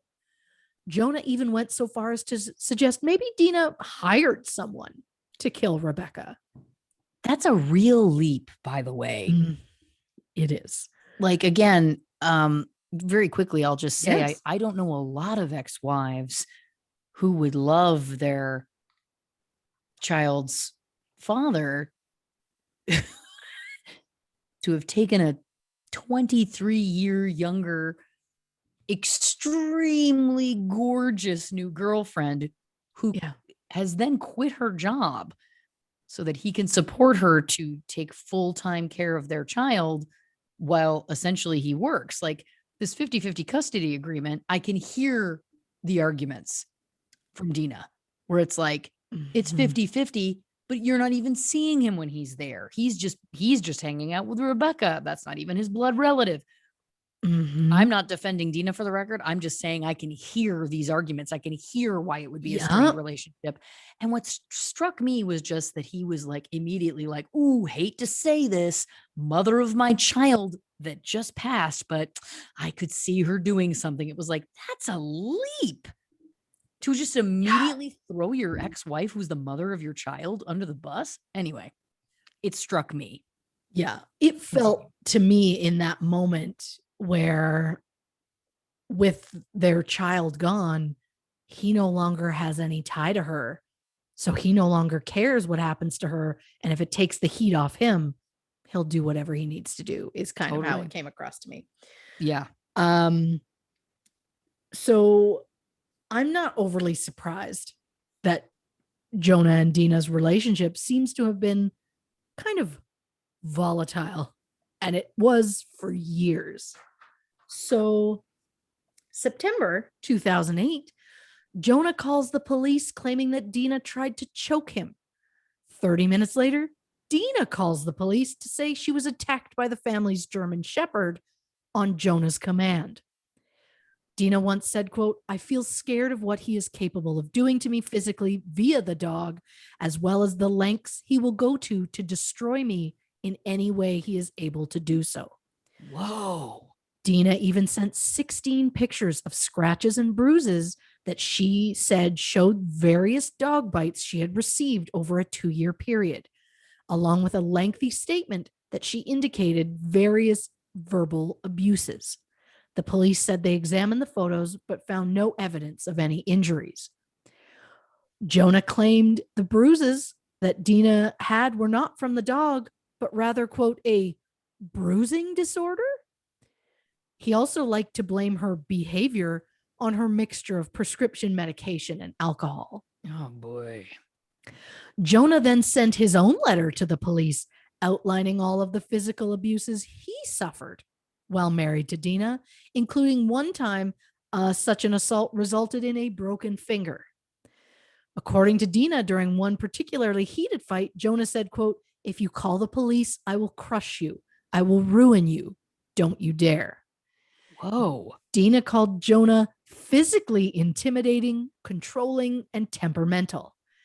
Dina also once claimed that Jonah had elbowed her as he attempted to drive away from the house.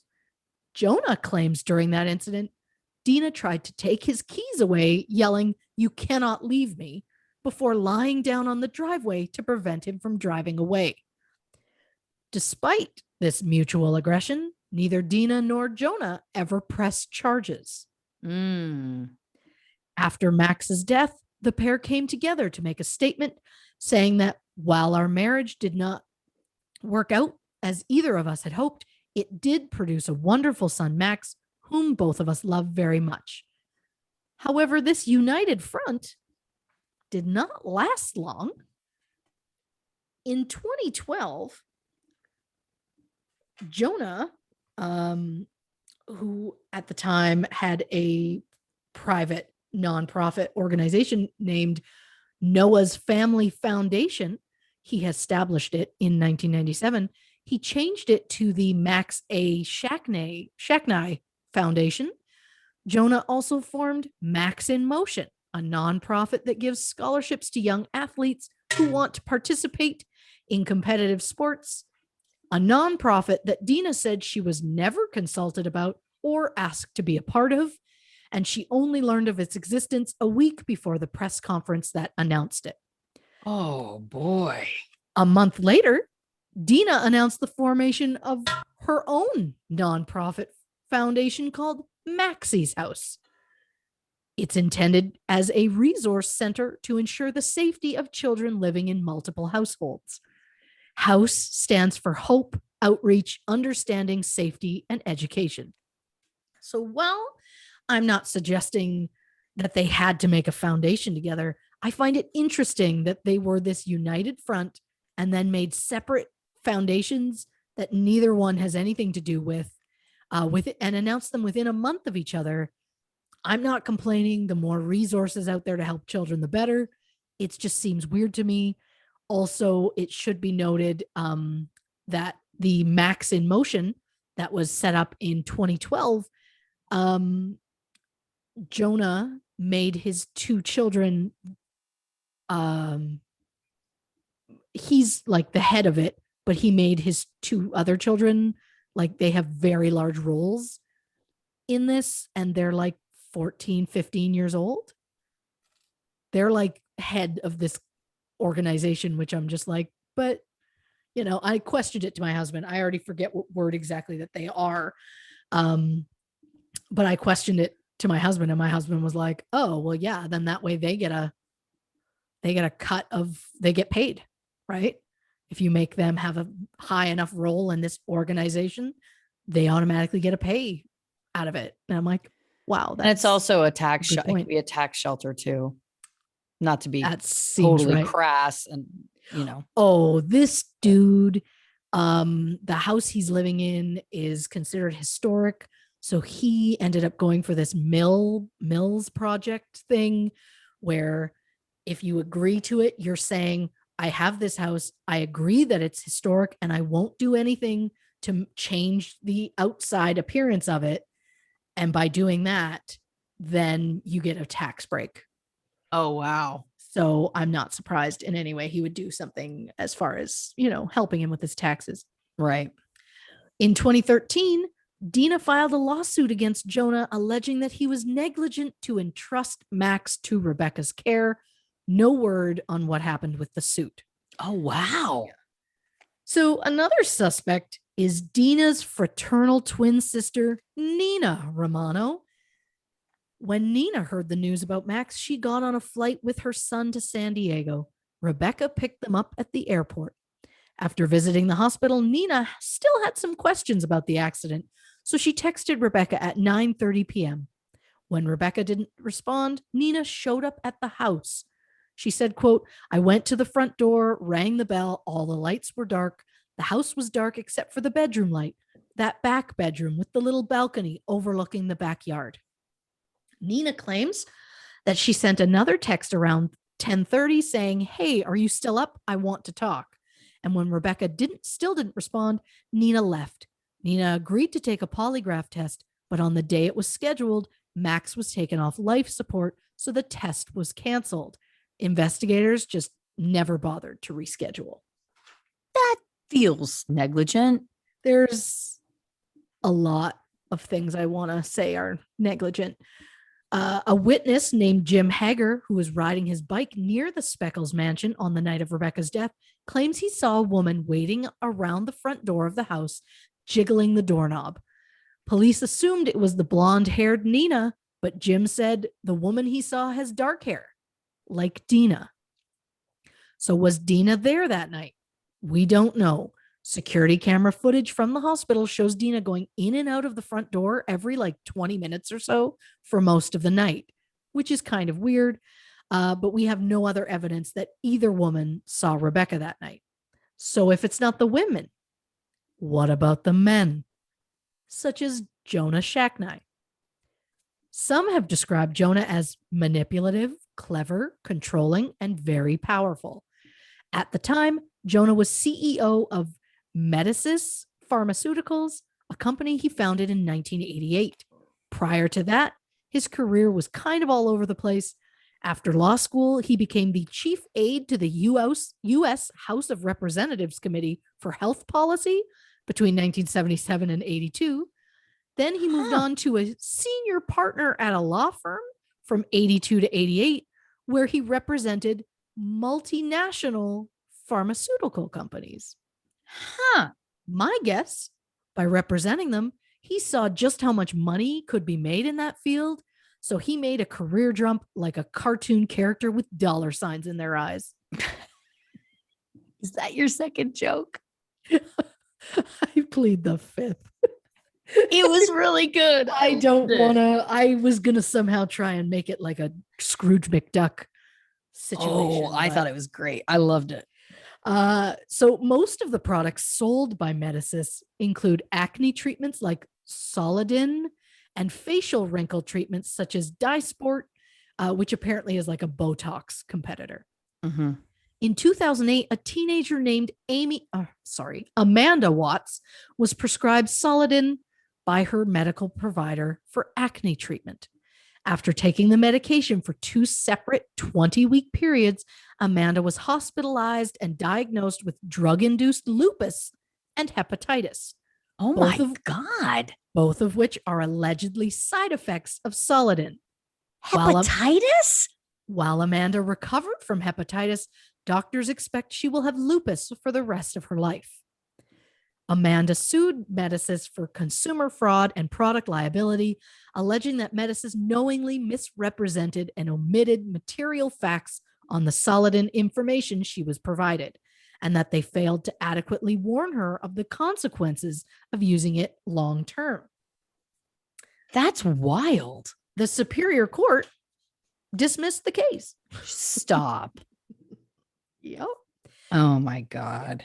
Also in 2008, Medicis was found to have violated the Food and Drug Act by promoting off-label use of an antifungal ointment, Loprox, as a diaper rash cream, even though the FDA prohibited use on children under the age of 10. No. Which is who uses diaper rash cream, you know? But diaper rash cream is not antifungal, is it? That feels way too strong for a baby. I say if the FDA is like, don't use this on children under 10, it shouldn't be a product for babies. The company was also audited in order to recalculate its earnings after they disclosed profits that triggered a dramatic one-day stock drop. 1 month before Max's accident, Jonah renegotiated his contract with Medicis, allowing Jonah to have some really flexible work arrangements, such as only being expected to work 4 days a week, and that he could choose whether it was at home or at the headquarters. It was also agreed that Jonah's participation in charitable activities could count towards his necessary work days. And one part that stood out to me, quote, "It is expressly understood and agreed that the executive may not be available for corporate matters during such times that he is providing care for his children." This was signed June 24th. And remember, at the time, Rebecca had quit her job to care for Jonah and Max just 6 months before. Right. So what childcare would Jonah need to provide? And why does that make my detective brain think not only was Rebecca murdered, but her death was premeditated? Absolutely. Like less than a month earlier, all of a sudden it's like, oh, well, he's already set up to go that he can, sorry, I got to look after my kids, but I'm still getting paid. It feels, when would you need to do that? But, I could be wrong. But again, I'm probably not. You're probably not. And also, like, not to get on this for a quick second, but it's an interesting stipulation to even ask for, isn't it? Yes. I mean, again, people, you can write us and tell us theories at truecrimeandcocktails.com, but like, I don't know that it's super common that people are putting stipulations in their contracts. Like, I also need to be able to have time to parent my child or to care for my children if need be. Like, sorry, I just want to speak for the millions of women who have had to literally sacrifice spending time with their children to do their jobs. Like, I didn't know that you could just write that into your contract if you were rich and powerful enough. Even the rich and powerful women, I'm like, I don't know that there's a lot of contracts that say that. Maybe I'm wrong, but it's just, to me, it's just an odd thing to even put in. It feels yes. I also don't get how they're like, oh, our CEO only wants to work 4 days a week. He's allowed to choose if he's working from home, and he's allowed to be like, oh yeah, actually I did a charity thing and that counted as my work today. When he runs 2 charities, at the time he only had 1. I mean, but he's killing it for himself. That sounds like a pretty sweet setup. 100%. But again, like, answering to those shareholders or whatever, feels like it must have been tough. Jonah later sold the company in 2012 for $3.4 billion. However, Wow. due to some debt that the company had, the company's shareholders only received $2.6 billion. Jonah personally walked away with $41 million after giving up his position as CEO. In 2015, Medicis was charged under the Arizona Consumer Fraud Act for marketing of minocycline, which was known to cause lupus-like autoimmune response. In 2016, Medicis, which was then owned by Valeant, paid $7.2 million in a settlement for gender discrimination, a class action suit brought on by 225 women in the sales or sales managerial positions. 225. Yeah. The complaint alleged that female employees had lower pay, lower bonuses, fewer stock options, and also included 100 claims of sexual harassment. It was also suggested that the male management suppressed women from holding any sort of senior or executive level positions. So in short, that company sucks. Yeah. And also, just again, very quickly, his first two wives were pharmaceutical reps, right? Yeah. So interesting that his first two wives were pharmaceutical reps, and then 225 women from that same company had complaints. Just saying. Yeah. There was a lot of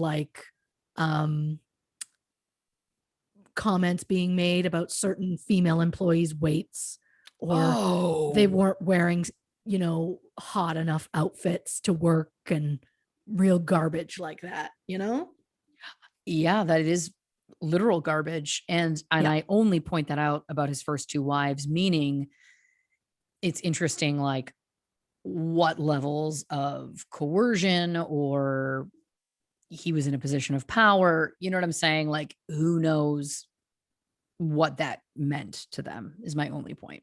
Yeah. Oh, I get it. Yeah. So I know that everyone grieves in their own way, Sure. but 2 days after Rebecca's death, Jonah was seen at the gym working out, which feels a little red flaggish to me, but some may say, Christy, some people work through things in different ways. And sure, maybe working out was just part of the routine for him, that he was just trying to make his life make sense. That's possible. Okay, sure. I'll let that go then. But then how do you explain, in an interview he had with police 2 days after Rebecca's death on July 15th, 2011, he said, quote, "You can do me a favor. Our general counsel, through people he knows in San Diego, have approached both the sheriff and the DA to get you guys to make some sort of statement that I'm not a suspect, because our stock has been depressed out of some concern that I'm involved in this." When a detective said that they just couldn't do that, he said, quote, "If you could do something, I'd appreciate it." So who thinks of stock prices 2 days after the person that they supposedly love and have never been so happy, want to spend the rest of their life with them, have died? I say no. Yeah. So Jonah didn't exactly play the part of the grieving widow right away.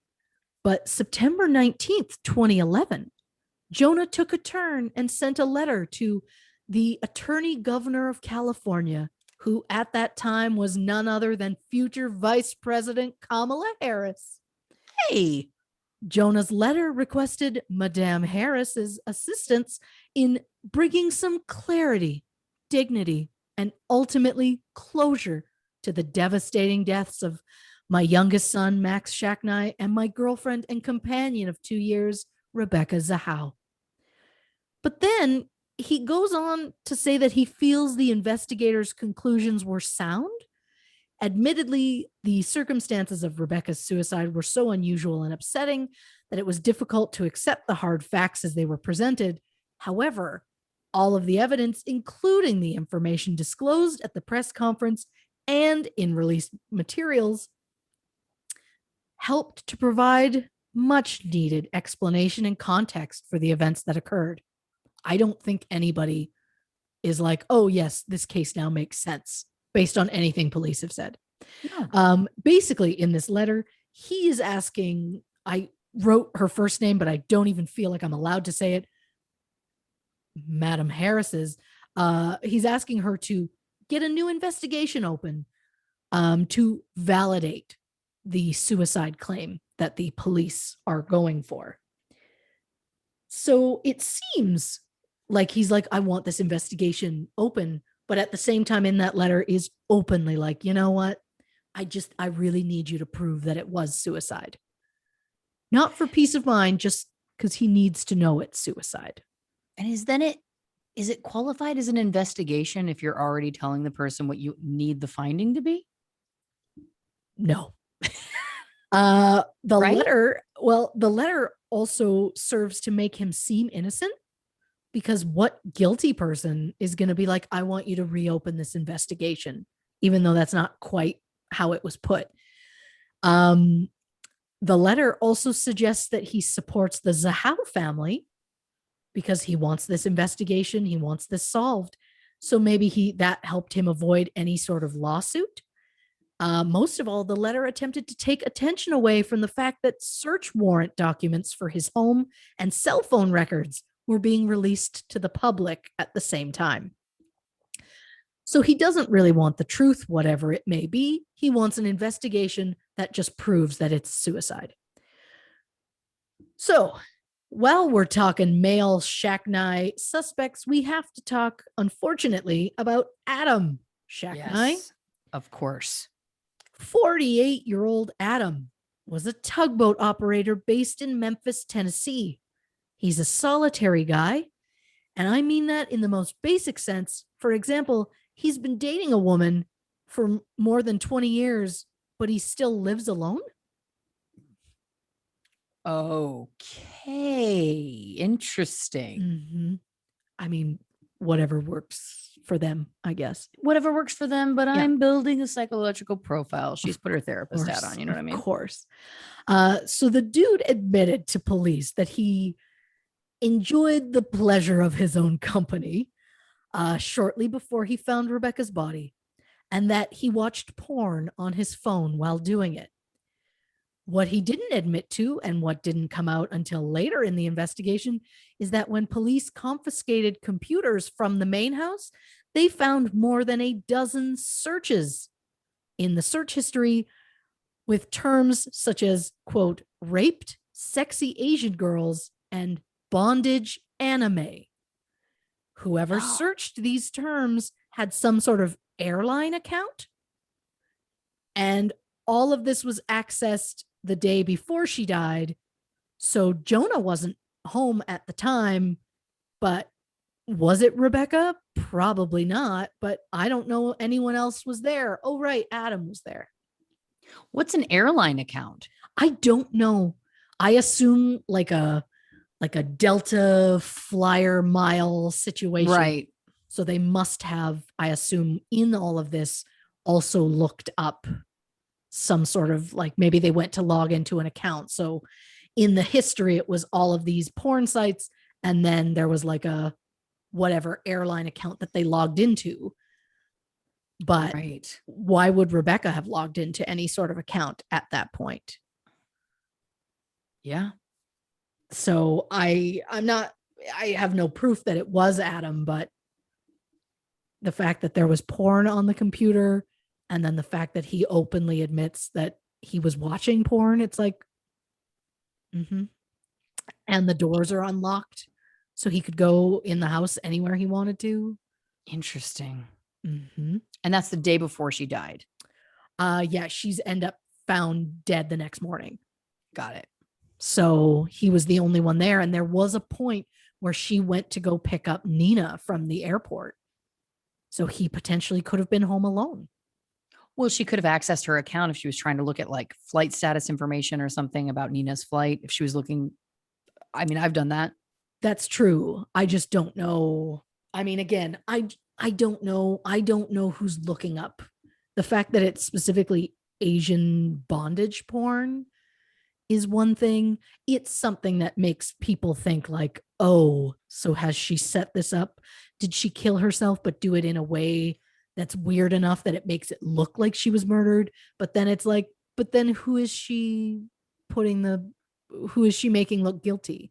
But I'm also 100%. And I'm saying, was she on that laptop? She's looking up Nina's flight status. Okay, it's on time, whatever. She's logged in because that can happen. Yeah. It's a Delta flight. She logs into the delta.com. She's already logged in because it remembers your credentials or whatever. She leaves and then he could have gone on right away.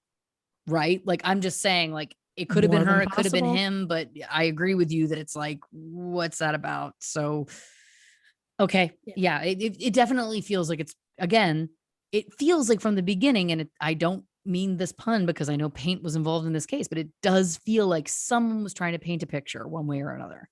100%. So you remember that voicemail that I mentioned? Yeah. The one that only Jonah knows exactly what was said, and the one that the police say proved, even though they never heard it, that Rebecca's mental state would have been shaky at that point? Yeah. Well, Jonah initially told police that the voicemail was about news that Max was brain dead, and he was going to have to decide about donating organs. Yeah. However, I've read the autopsy report, and Max was not pronounced brain dead until July 15th at 11:58 p.m. The voicemail was left at July 12th at 12:48 a.m. Shut up. So that was a lie. But then remember, Jonah changed his story and said the voicemail was about a doctor informing them that Max would never walk or talk again. Right. However, the MRI that gave those very results wasn't done until the day Rebecca had already died. So the family were not aware of just how grave Max's condition was until hours after Rebecca's body was found. What if that voicemail was Jonah calling Rebecca and telling her he's going to come home for some, let's say, comfort, and to leave the door unlocked so he could just get in on his own? And once she got the message, she showered, which is why she was naked. There was also a towel on the floor at the crime scene, and I believe she got out of the shower, wrapped herself in the towel, and then got interrupted somehow before she got dressed. And so I think that's why she was naked in that moment. That same night, police said that Jonah's alibi was that he was at the hospital at his dying son's bedside all night. Well, he wasn't. Only one parent is allowed to be there after hours at a time, and Dina was there. According to security cameras, he left the hospital at 12:30 a.m., called Rebecca from his room at Ronald McDonald House at 12:48 a.m. Jonah also claimed he woke up about 4 hours later with a bad feeling, so he called the ICU nurse at 5:13 a.m. to see if there were any change in Max's condition. He then went back to sleep. Was he really calling to find out about Max? Or was he trying to establish an alibi, as though it's like, look, I made 2 phone calls from this place at 12:48 and 5:13. So clearly between I was here sleeping. Even though we remember that her cause of death was listed as between 2:30 and 3:30, which is smack dab in the middle of those 2 phone calls. Yes. Yep. Police checked the parking pass that Jonah had, and it said his vehicle had not left the lot. So clearly he didn't leave, because there's no such thing as a cab or any other vehicle that anybody else has. Now, there were also security cameras in and around the Ronald McDonald House, but I've read that a lot of them were faulty and just not working. So it's possible he could have left the building and they would not have known. So something to think about. But I know what you're thinking. He doesn't really have a motive. We don't know if he blames her for what happened to his son. He hasn't openly said that he blames her. But this comment to me felt, I don't know, slightly angry. He said, quote, based on her emotional reactions leading up to this morning's events, I can't help but think she felt responsible in some way. It's like, why do you think she feels responsible? It's like some people understand an accident happens and they don't feel responsible for it. Then, noting her Asian background, Jonah said, quote, they just look at things a little bit differently in terms of responsibility. I think of how I would feel if even just a friend asked me to watch their kids and they went running or something. And when they came back, the kid was dead or near dead. I mean, who could live with that? Can I also just please request that he stop white mansplaining Asian culture to everyone? Please, please. Yes. Because again, from the first time you've mentioned it, I'm like, why do these two feel like they are the ultimate? They just know. Mm-hmm. Unless you've got some sort of degrees, gentlemen, which I'd like you to show me the receipts. Yeah. I'm not interested in hearing about your opinions about Asian culture. I wouldn't make my own. You have no right to make your own. I'm not here for it. Thank you very much. 100%. I also want to say his comment on like, if I'm watching a kid and I like go out running or something and then come back and the kid's dead, I mean, you couldn't live with yourself. It's like you're comparing leaving a child in the home alone, going and doing an activity and coming back to using a bathroom. She was in the bathroom. Isn't it also interesting though? Because he mentioned a babysitter, right? Yeah. Isn't it also interesting that he could have been trying to conflate and not wording it properly? That it's like, what if a babysitter comes and the parent goes out for a run and then something happens? Because he was at the gym, which kind of equals a run, right? Like exercise. Sure. Yeah. It's weird to me that he's even getting into this, because then it makes you go,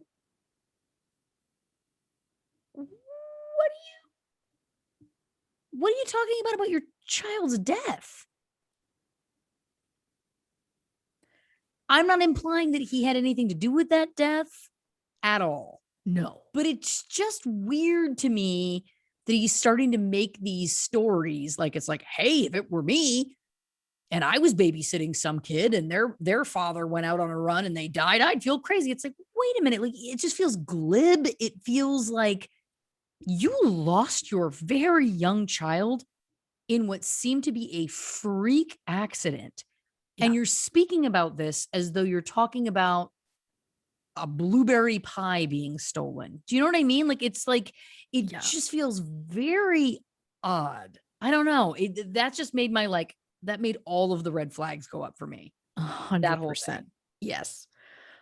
Also in court, the prosecution asked Jonah if he thanked Rebecca for being there and for saving Max's life. Jonah said, quote, well, the life wasn't saved, but I thanked her. I don't know. Yeah, she had started performing CPR on him right when she found him. But I just find it interesting that it's like, did you thank her? He couldn't just say yes.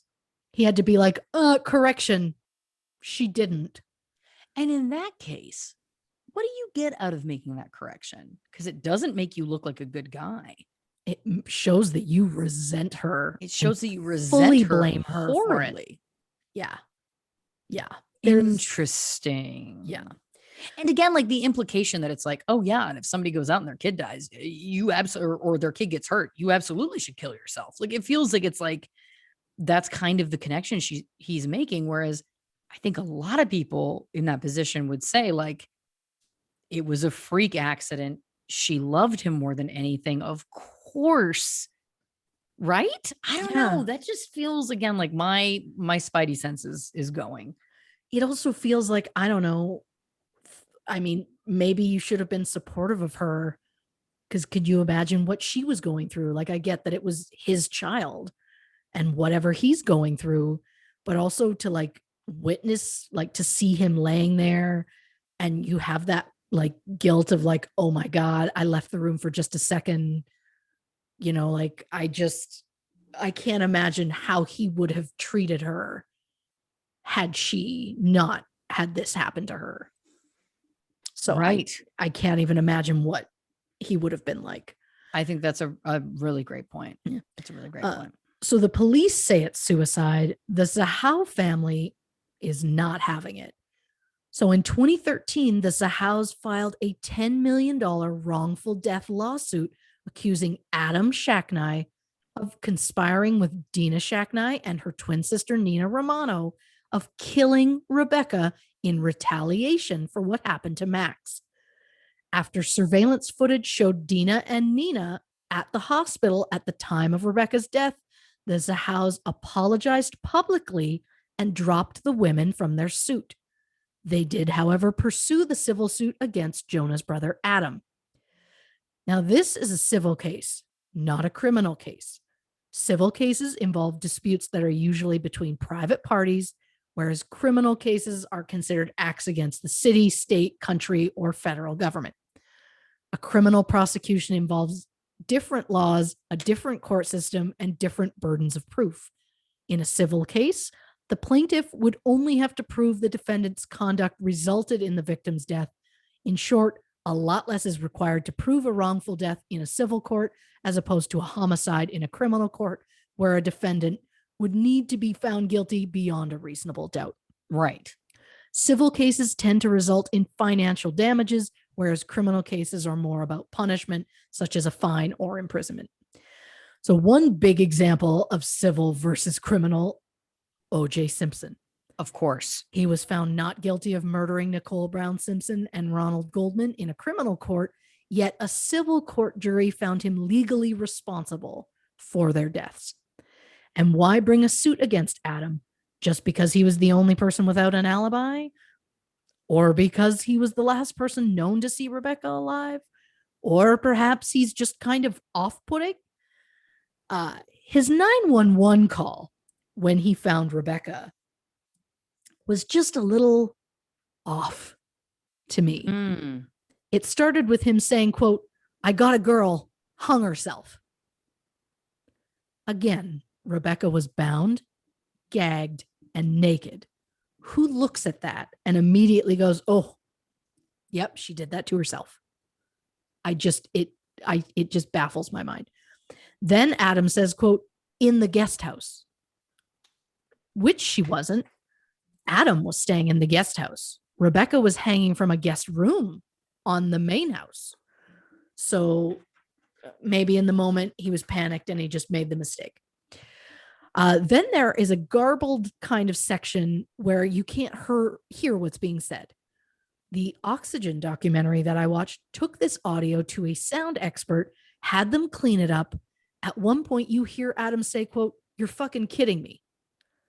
53 seconds into the call, he says, quote, "hold her still," which is so chilling to me because who the fuck is he talking to? Yeah. Then at some point, there's a distinct other voice speaking. However, the person is too far from the phone to be heard clearly.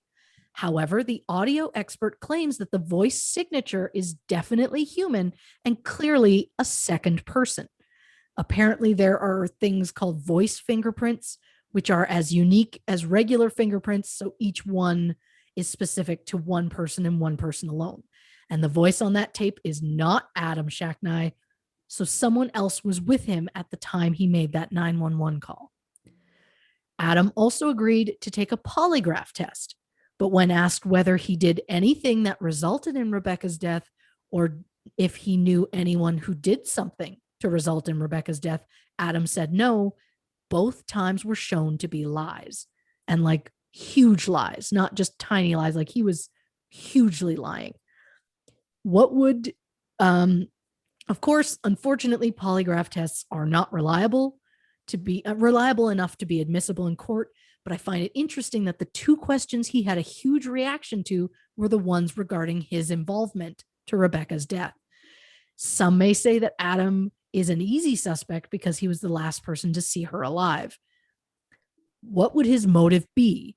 Is it revenge against the death of his youngest nephew, who at the time had not died and they were still slightly hopeful? Was it a favor asked by his brother Jonah? When police asked Adam what his relationship with Jonah was, he said, quote, "We've got each other's backs. That's why I came out." Which sounds like he's supportive, but also kind of sounds like he was brought in to do a hit, you know? Yeah. On April 4th, 2018, after more than 6 weeks, 9 out of 12 jurors found Adam Shacknai criminally liable for the death of Rebecca Zahau, ordering him to pay $5.2 million in damages. In civil cases, the jury does not need to be unanimous, and it's not overly surprising he was found guilty. He's the only one with an alibi. He was staying on the compound. He has not tying knowledge and experience, and it was possibly some sort of sexual crime. I, of course, did not write this in my notes, and I love that I'm feeling the need to just off book it. Yeah. But there was the idea. There was a knife found at the scene that had her blood on it, but it specifically had vaginal fluid on it, so they believed it was menstrual blood, but it was on the handle of this knife, all 4 sides of it, so they believe possibly she could have been sexually assaulted with it. There is no, they found no semen or anything like that during her autopsy, but it doesn't mean that the handle of that knife wasn't used. It's fairly small. I don't know if it would have left anything. It depends what could have happened. So I don't know what happened, but also the fact that she was naked is a very big indicator that it could have been something very sexual. And the fact that it's possibly like he was touching her because there was paint marks. I mean, it's tough to say. Listen, let's take a very quick break. I'm going to hit the bathroom one more time. Very quickly, we're going to have one more word from our sponsors, and then we're going to get to our theories and wrap this up on this Rebecca Zahau episode of True Crime and Cocktails, Famous Fatalities edition. Or are we out of it? I've already started recording again. Shit, I normally write down where I'm at. We just finished the civil case. So now we're I get have into our theories. Well, now I have something about the sheriff. Great. Yeah.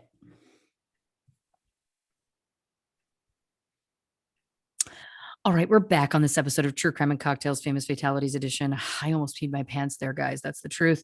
Listen, so we were talking, of course, about the civil suit, Adam Shacknai. Yeah. What next? Well, 2 weeks after this civil suit judgment came out, April 16th, Sheriff Bill Gore announced plans to undertake a fresh review of the case. Interesting. Yeah. However, before you get your hopes up, I have to say they didn't do a fresh review, which would involve things like retesting evidence, re-interviewing people involved.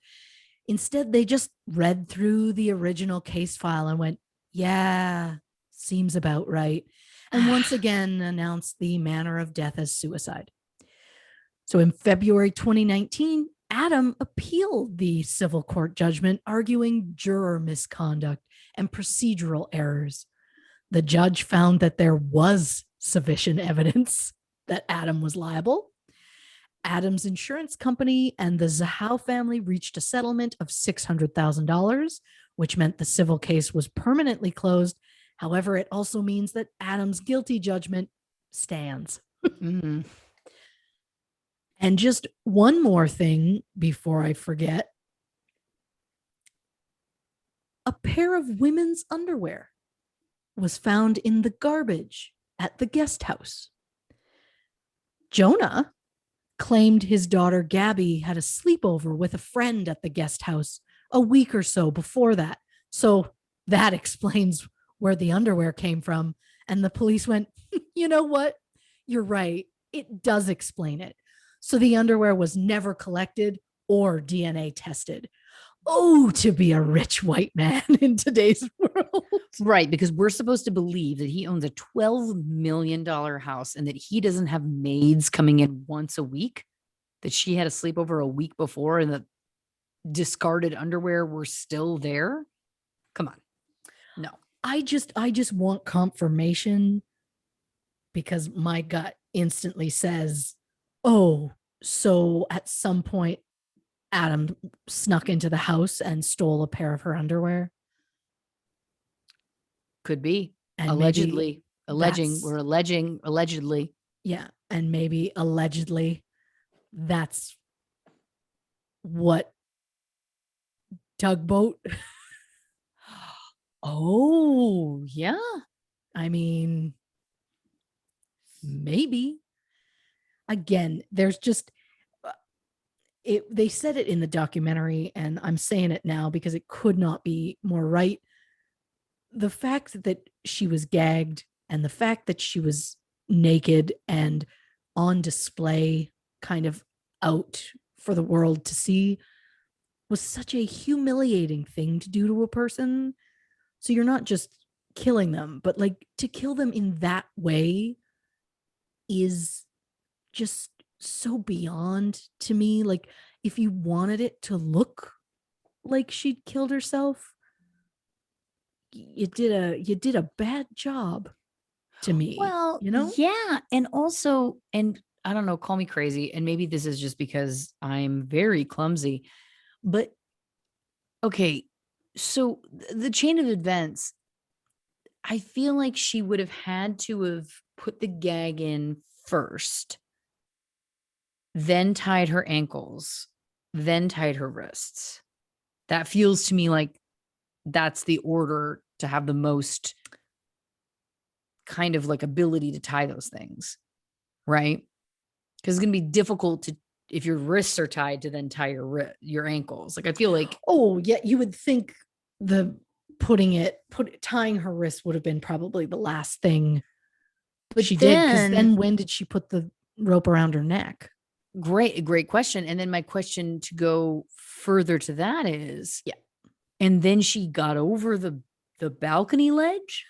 Okay, this is a thing I did not put in my notes, and I apologize because frantic. It's okay.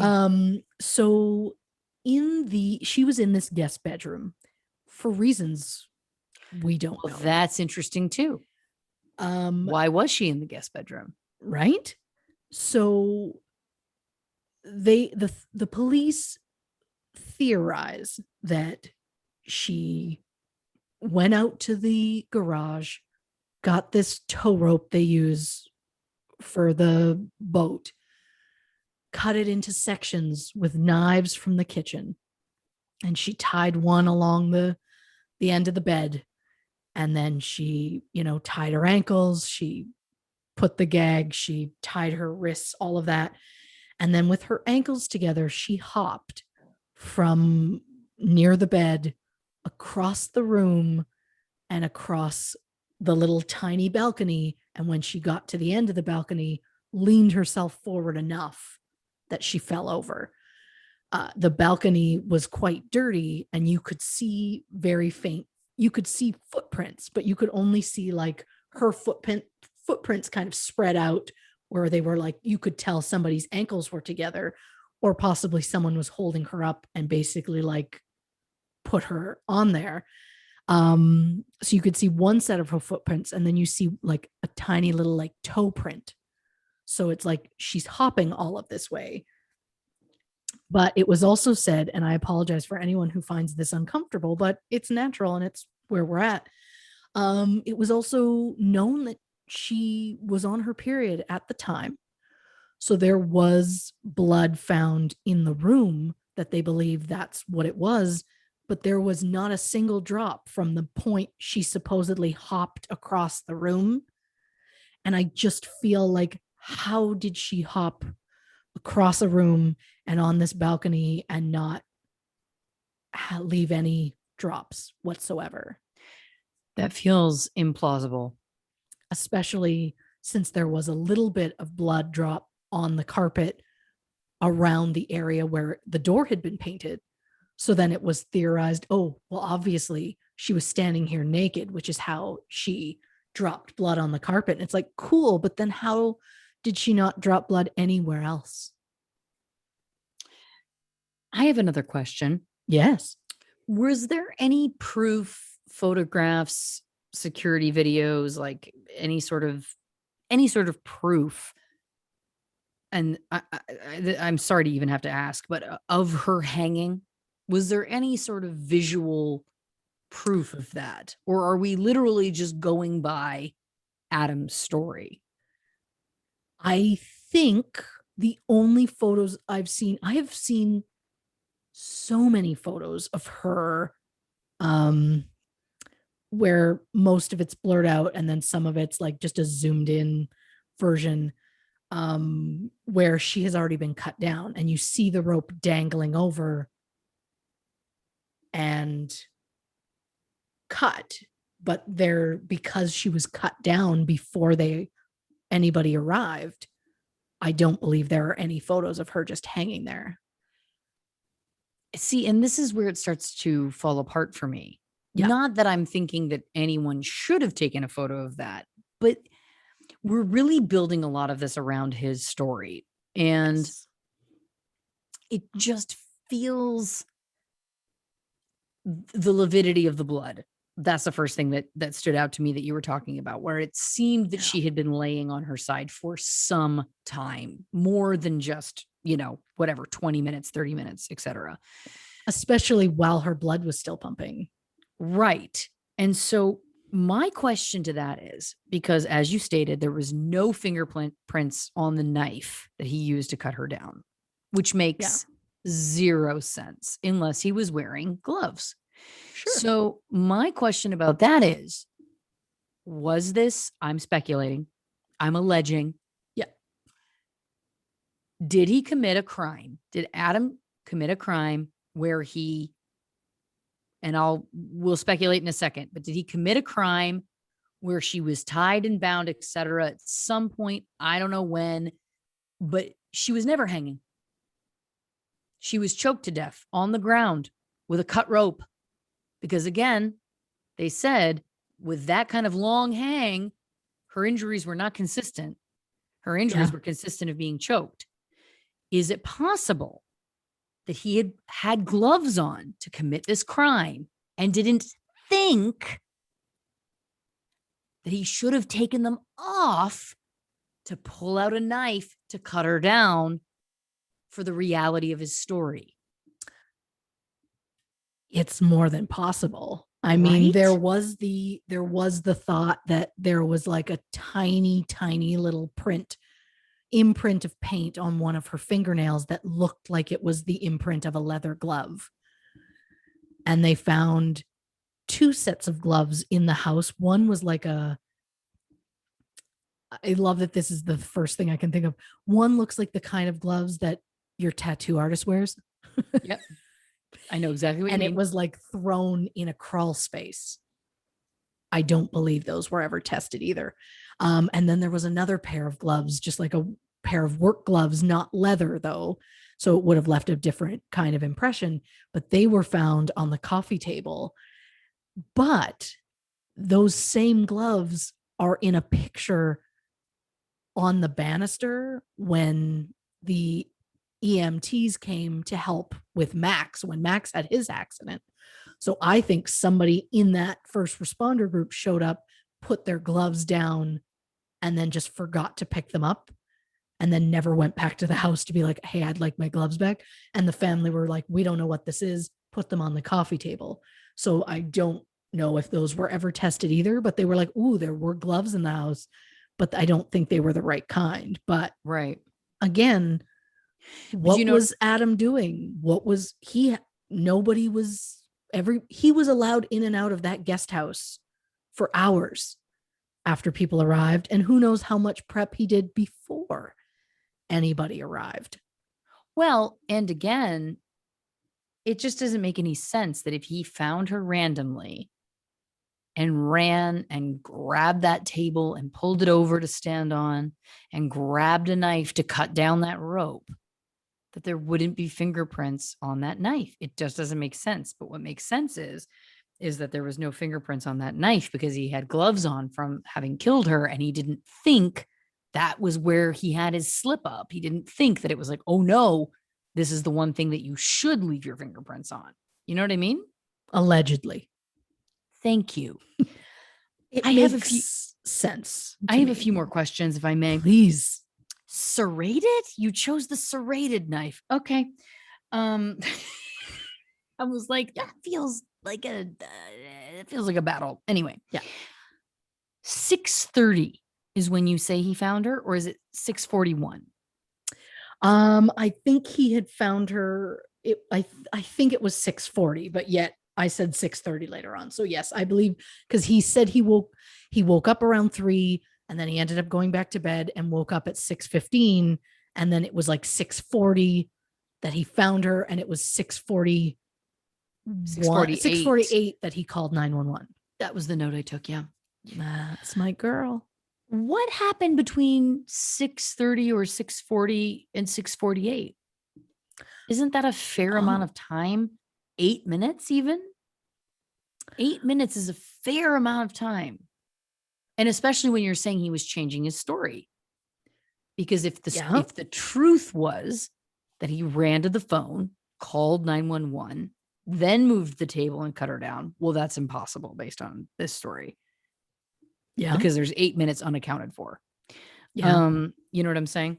Yeah, I do. So that feels weird to me. What also feels weird to me is, why are you telling the police you jerked off? And this is not me sex shaming, but I can't speak to Asian culture like these two white men love to do so much, but what I can speak to is white culture, which is, it's not typical in my experience that people are like, hey, cops, let's talk about my masturbation schedule. Does it feel like it could be possible? Maybe either he did masturbate at that hour because something had already happened, and in the case of his semen being found somewhere on, around, near her body, he could say, well, I had masturbated that morning and didn't wash my hands properly, or whatever. Or was that a period of time he was trying to account for where it was like he was awake but didn't see her? Or was it something else? It just feels to me like it is odd. And I think that we've watched enough true crime, we've read enough true crime, that it is rare for someone to say, woke up, first thing I did, full jerk session. Like, it's rare for someone to do that. Am I right or am I wrong? And that's not to say that that's not a part of people's days, but it's not the thing that people lead with. And it just stands out to me that he was like, that was definitely the first thing I did that day. It was like, that just feels like most people would have skipped over it. They would have been like, I woke up at 6:15. I got out of bed at 6:30. Do you know what I mean? Like, it just feels weird that it was like such a specific to me. And to that, this specific about Jonah and those periods of time that it was like in the Ronald McDonald house, he makes the call at 12:48. He makes the call at 5:13. I agree with you. Those feel like very deliberate times. What about all that time in the middle? We have already determined, because you told me, that their house was a 15, 17-minute drive from the hospital. So it is more than feasible that he could have gotten home. He could have been home by 1:15 a.m. and he could have been back easily. I mean, by this information, he could have easily been back at that house at 1:15. Her time of death is listed at 2:30 to 3:30 a.m. And then he could have easily been back for that next phone call at 5:13. Yeah. I mean, the fact that he was just completely written off as a suspect also is a little troubling, don't you think?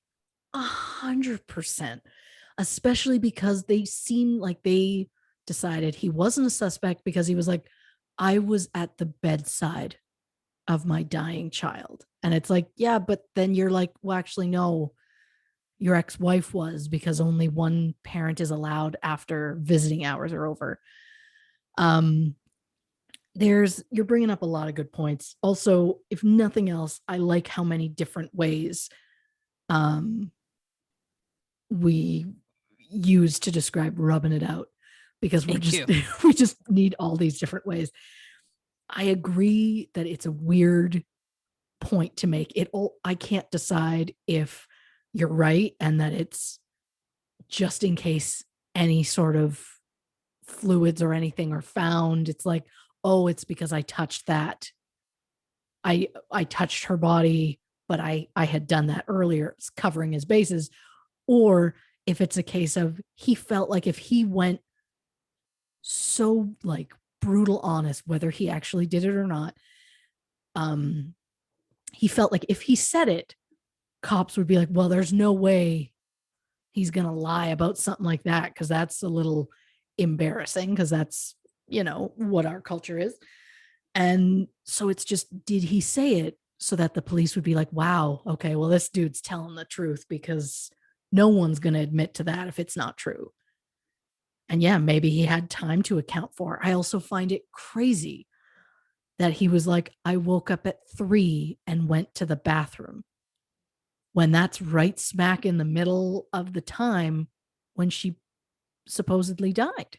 Right. So it's like, so he's admitted he's awake.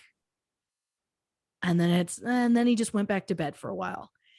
And then my thing about Jonah, one of my things about Jonah, the comment of he woke up and just had this really bad feeling. So he called to find out if there was a change in the condition of his son. Now, yes, I get it. I don't know what it's like. I've privileged enough. I've never had to be in that experience. But if something had changed, they would contact him. So I just find it odd. But also, according to him, and the two different ways he told the police he left a voicemail for Rebecca, things like it was like, well, he was already told this was it. That was done.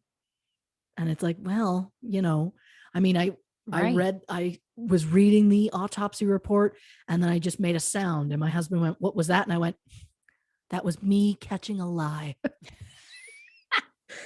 And he's like, okay, good to know. And I went, don't worry, no spoilers. I'm getting better about it.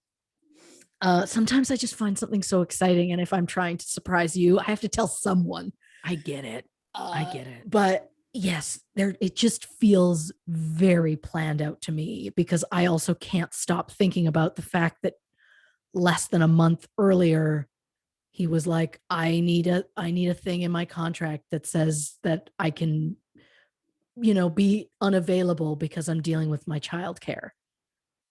And I know that I'm saying a lot about a man that I don't know and never will know, hopefully. Yeah. But what childcare has he ever had to do?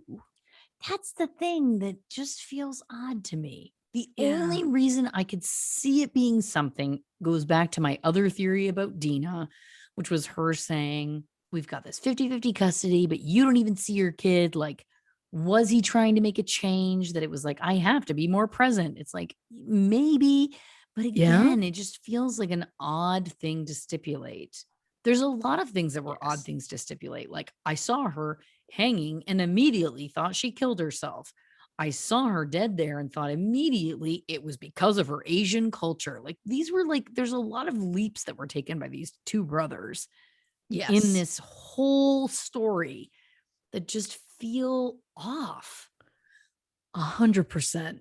I also really like that you bring up the point of where is the proof that she was hanging? Because I've seen photos of just the rope hanging that has been cut. Because the other thing is, I don't know if the bed even moved. And she was a very tiny woman, but you would still think any weight of body going off a balcony would at least pull it a little bit, right? Because what could have happened is He tied the rope. He Yeah. threw it down. He cut it. And then she got brought into the mix. Like the rope could have already been cut before it even went on her body or around her neck. Okay. Go with me on this. Yeah. Then the bindings happen or what have you. She's laying there. Then he goes, oh, I got to stage this now. So he brings the table and shit. He goes to stand on it and a leg breaks on the table, right? Like again, like there's pieces of this that feel like, why do we believe him when there's no science that backs his story that she was hanging? And again, I'm just going by what we have knowledge of in terms of the science, of the forensics, of the autopsy. There's nothing that corroborates that she was hanging, because the other thing I will state is based on his story. If he woke up at 3, he doesn't state whether he looked outside or not. But let's say for argument's sake, he did and he saw nothing. That still means she could have been hanging for up to 3 hours. Yeah. And the autopsy states, no, she has no injuries that corroborate that. In fact, she has lividity that shows that she was laying on her side for hours. I also feel like, you know what this reminds me of? The widower. Yes. When he called 911 with the first or with the most recent wife. Oh God, I'm blanking on her name. It was just this really dramatic phone call where he's on the call with 911 and they're like, well, can you put her on her back? And he just goes, okay, I will. Like, so dramatic. And it was so over the top that I can't help but wonder, was that whole 911 call a performance? And was it I have to wait till you get back to a certain place and then I can supposedly call and be like, okay, I was alone, I was alone and I found her and I tried to get a hold of him about it. And like the first phone call they had was 2 minutes long. So it's like, you think he'd have more questions than that. And that it would just be more time about being like, wait, what are you talking about? They spoke off and on throughout the morning. But that first phone call where he gave him the official news was only 2 minutes, which you think would need to be longer. Yeah. You know what else I'm going to say based on this? Yeah. They record 911 calls. Yeah. Maybe there should be something for everybody's safety, where if you call 911 on your cell, it just automatically records to a cloud somehow video. Now, I know in this case, it probably wouldn't have mattered because he was probably on a landline, et cetera. But you know what I mean? Like, it just feels odd to me that in this case, where this person has been found in a civil suit, has been found liable, where there's a lot of unanswered questions, it always feels odd to me that then that is the same person that we are relying on for crime scene information. You know what I mean? That we're just trusting that his account is true. Again, hashtag trust no one. Yeah. I mean, I'm going to feel like a real tit if there are photos of her hanging, but I don't, like, I've seen so many photos of her, but she's always laying down on the grass because that's what the first responders saw when the investigators, when they showed up and started taking pictures, she was laying on the ground. So, and then there were a lot of pictures of the balcony. And it would make no sense for there to be pictures of her hanging. It would make no sense. The whole point is he came upon her and then, of course, should have cut her down. Her down. Yeah. And I'm fairly certain you can hear him pulling the table in the 911 call. So it's like, was she already laying on the ground and he was? Yes. Because he couldn't have held a phone, got on top of a table, cut the rope while holding on to her. This is Like, what I'm saying. there are just so many things. It's so crazy to me, the thought that he would have picked her up allegedly and like put it so that her feet touch on the balcony. But I also cannot believe that the police are just like, oh yeah, that checks. But he also could have had her do the hop and then picked her up over his shoulder. She was a tiny woman, carried her down the stairs. Like, who knows? That's true. Right? Like it all depends on how thought out this was. Again, usually the simplest answer is true, which I believe to be true most of the time, but there was such a story being woven, especially by him from the beginning. There was like, it was a suicide. It was because of her Asian culture. Like from the beginning, it was like, why are you offering that so quickly? Like, you know what I mean? I don't know. Listen, do you have any other thoughts before we wrap things up? I mean, on the balcony with her footprints, there was a single like boot print that it seemed like it was, is it someone who was like bracing her in some way? But officers were like, you know what? It's the boot of this first officer that was there. And we've already taken his boot and proven it's him and moved on. And they talked to that, or they made him testify, that specific officer whose boots they were. And they asked him, like, were those yours? And his response wasn't yes. His response was, so I've been told, yes. No. So he doesn't know for sure. It was like, I was told they're mine, so they're mine. And then he's like, well, they took my boots. Exactly. And that makes me feel even more, if there was a footprint up there, there's nothing to say that she wasn't being forced to walk whatever path, dance. You know what I mean? Yeah. I still don't get what the motive would have been to kill her, unless it was specifically just angry as far as like what happened with Max, but it still just felt like it all happened so soon after. I think there could be two motives. I think there could be a motive from Jonah if he felt some sort of rage that he was never showing, that she was responsible. Do I think that that's possible? Yes. Do I think that it's probable? No. I think there could be a second motive though, and this is dark. This is an alleging. Okay. The piece of this that has haunted me from the pieces of that documentary that I watched too was that the handle of that knife had vaginal fluid on all four sides. Yes. And as well as blood, right? Which there was the implication that was menstrual blood, because we knew that she was cycling. And in the doc series that I watched, that I know you watched too, there was a new kind of like investigation or whatever. And then they were just like, nope, no sexual assault.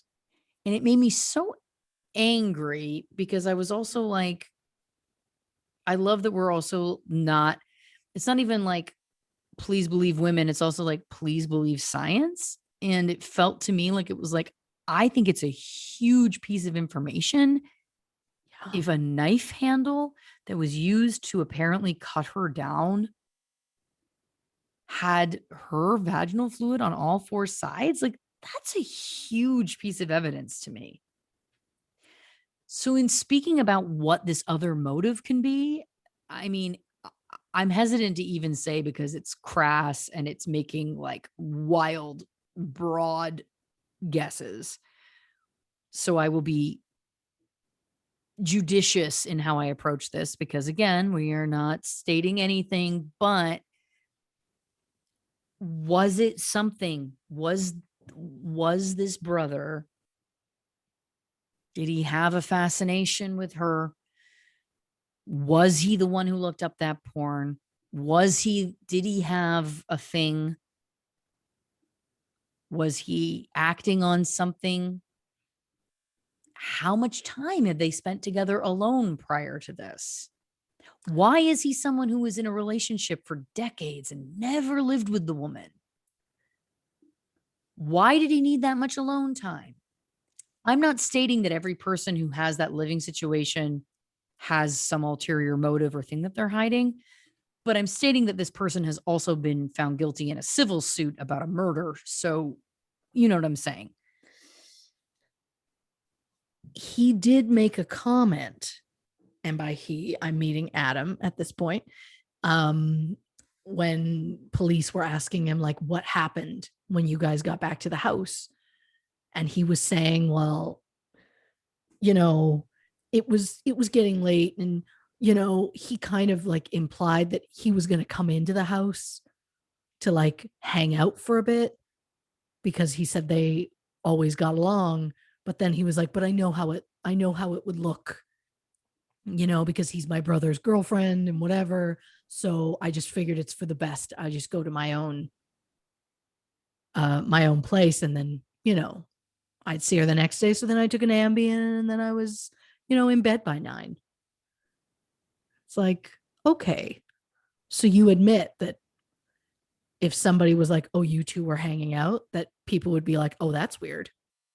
Why were you hanging out? Why were you alone? And it's like, but given the circumstances, why wouldn't you guys, be in the same room as each other? It's weird to turn it into like oh, well, obviously people would just assume sexual things. And it's like, really? Because you're not exactly a Brad Pitt. I don't think she's, climbing all over herself for it. I would never be like, oh, it's weird that my boyfriend and you were in the same room. That would never enter. Like, I wouldn't be like, uh-oh, can't leave them alone. You know what I mean? Like, right. Which says a lot, because as a Blanche, of course, I appreciate the level of trust that we have here. But yeah, it's true. It's weird that was his go-to, was like, oh, well, we can't be alone because, opposite sex and all of that. And it's like, two people of different genders, whatever they may be, or two people of the same gender who are attracted to each other, are able to be in the same room without whipping out their junk in any way. Yeah. So I just find it crazy for him to be like, oh, well, what happens when men and women are alone. And it's like, okay, like it has nothing. First of all, dude, you didn't have a shot. Second of all, slow down, Tiger. Like, it's weird. You also are in a long-term relationship. Although when police asked him if he was single, he said yes. And then it was like, but I thought you have a girlfriend. He goes, oh, I meant unmarried. Again, not that there's anything that is inherently guilty or suspicious about that, but when you're building a profile, it does feel like it's important to note. Yeah. Listen, Christy Oxborough, as always, you kill the game. This was amazing. I have been so looking forward. I mean, not that I'm ever looking forward to any case, because obviously they're always very upsetting to talk about, but you never disappoint, and I appreciate all your work. You are adorable, and I thank you for trusting me alone in a room with your boyfriend. I always will. And you know what? Same. Thank you. Same. Thank you. If you can't, then again, it's a bigger issue. Anyway, 100%. Listen, if you enjoyed this episode of True Crime and Cocktails, go on to Apple, go on to Spotify, leave us a nice review, give us a 5-star.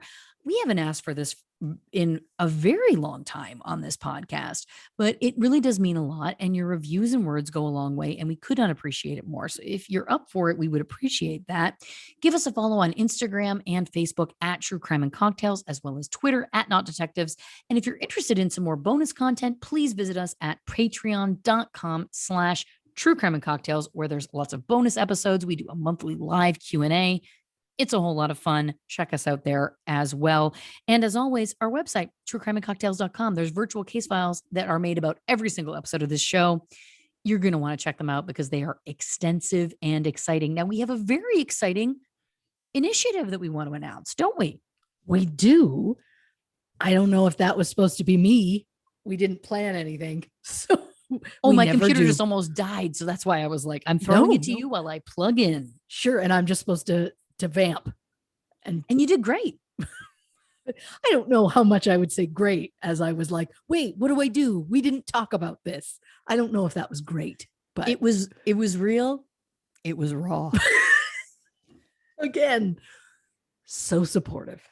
So supportive. Listen, so we are going to be entering into the month of June. And as one of our very dear friends and listeners, a gentleman named Steven, who is a great supporter of the show, pointed out, June is obviously Pride Month. And he suggested, what about some Pride Month content? And we said, yes, we should do some Pride Month content. So we are going to be tackling some specific Pride LGBTQ cases for the month of June. We're also going to be doing something very exciting on our social media accounts, aren't we? We are. Do you want me to get into it? Are we telling everyone now? I think when does this air? Let me pull this up. I think May 20. Maybe it's too soon. But we have to tease this next episode. I feel like we should tell them the whole schmozzle. I love that we're just going for it. We are. Yeah. We are. Every day in the month of June on probably on Twitter, Instagram, and on Facebook. Yeah. We're going to post about a case. Now, there are so many cases, unfortunately, to choose from. There are a lot of cases that we have been getting a lot of, people wanting us to talk about. Unfortunately, a lot of them, there's nothing known about the case. Yes. So it would just be like a 2-hour episode of us reading names. And I don't know how interesting that would be. But for the sake of getting names out there, getting cases heard of, giving them recognition in some way, we are going to post a case every day throughout the month of June. Someone from the LGBTQ 2+. What's I'm not sure what the latest is. I just want to make sure that we're okay. I just want to make sure that I'm being respectful. We're trying to be very inclusive. If we have messed that up, let us know. And please know it's not us trying to be ignorant. We are trying to always be inclusive. And I think people who listen to this podcast thus long probably know that that's the case. That feels right.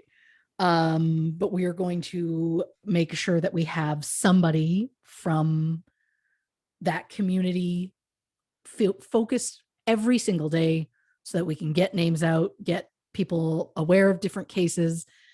I also love LGBTQ2+. Oh, okay. I believe is the current, but I could be wrong. I wrote a note in my phone and then forgot that I'd made a note in my phone. Again, if I'm wrong, my apologies. Just let me know.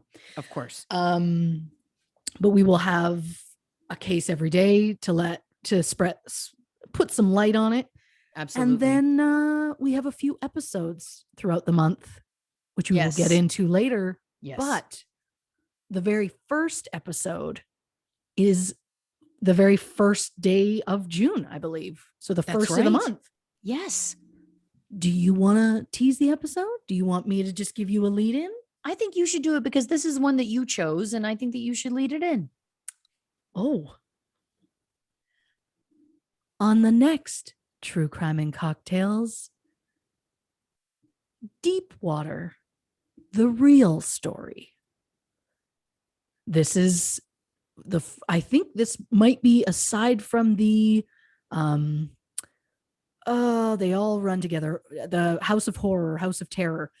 This might be the first time we've gone outside North America. We're going to Australia. That's right. This one, it's going to be a big one. There is a documentary you can watch in advance. We will tell you about that. It's going to be eye-opening and shining a light, and that's what this whole thing is going to be about. So stay tuned for that, for more, for all of the social interactions that we are going to put up We could not be more excited. And we thank Stephen again for the idea. We thought it was a great one, and we're excited to do that for the month of June. Happy Pride, everybody, in advance. Christy Oxborough, do you want to say goodnight to the people? Good night, people. Good night, everybody.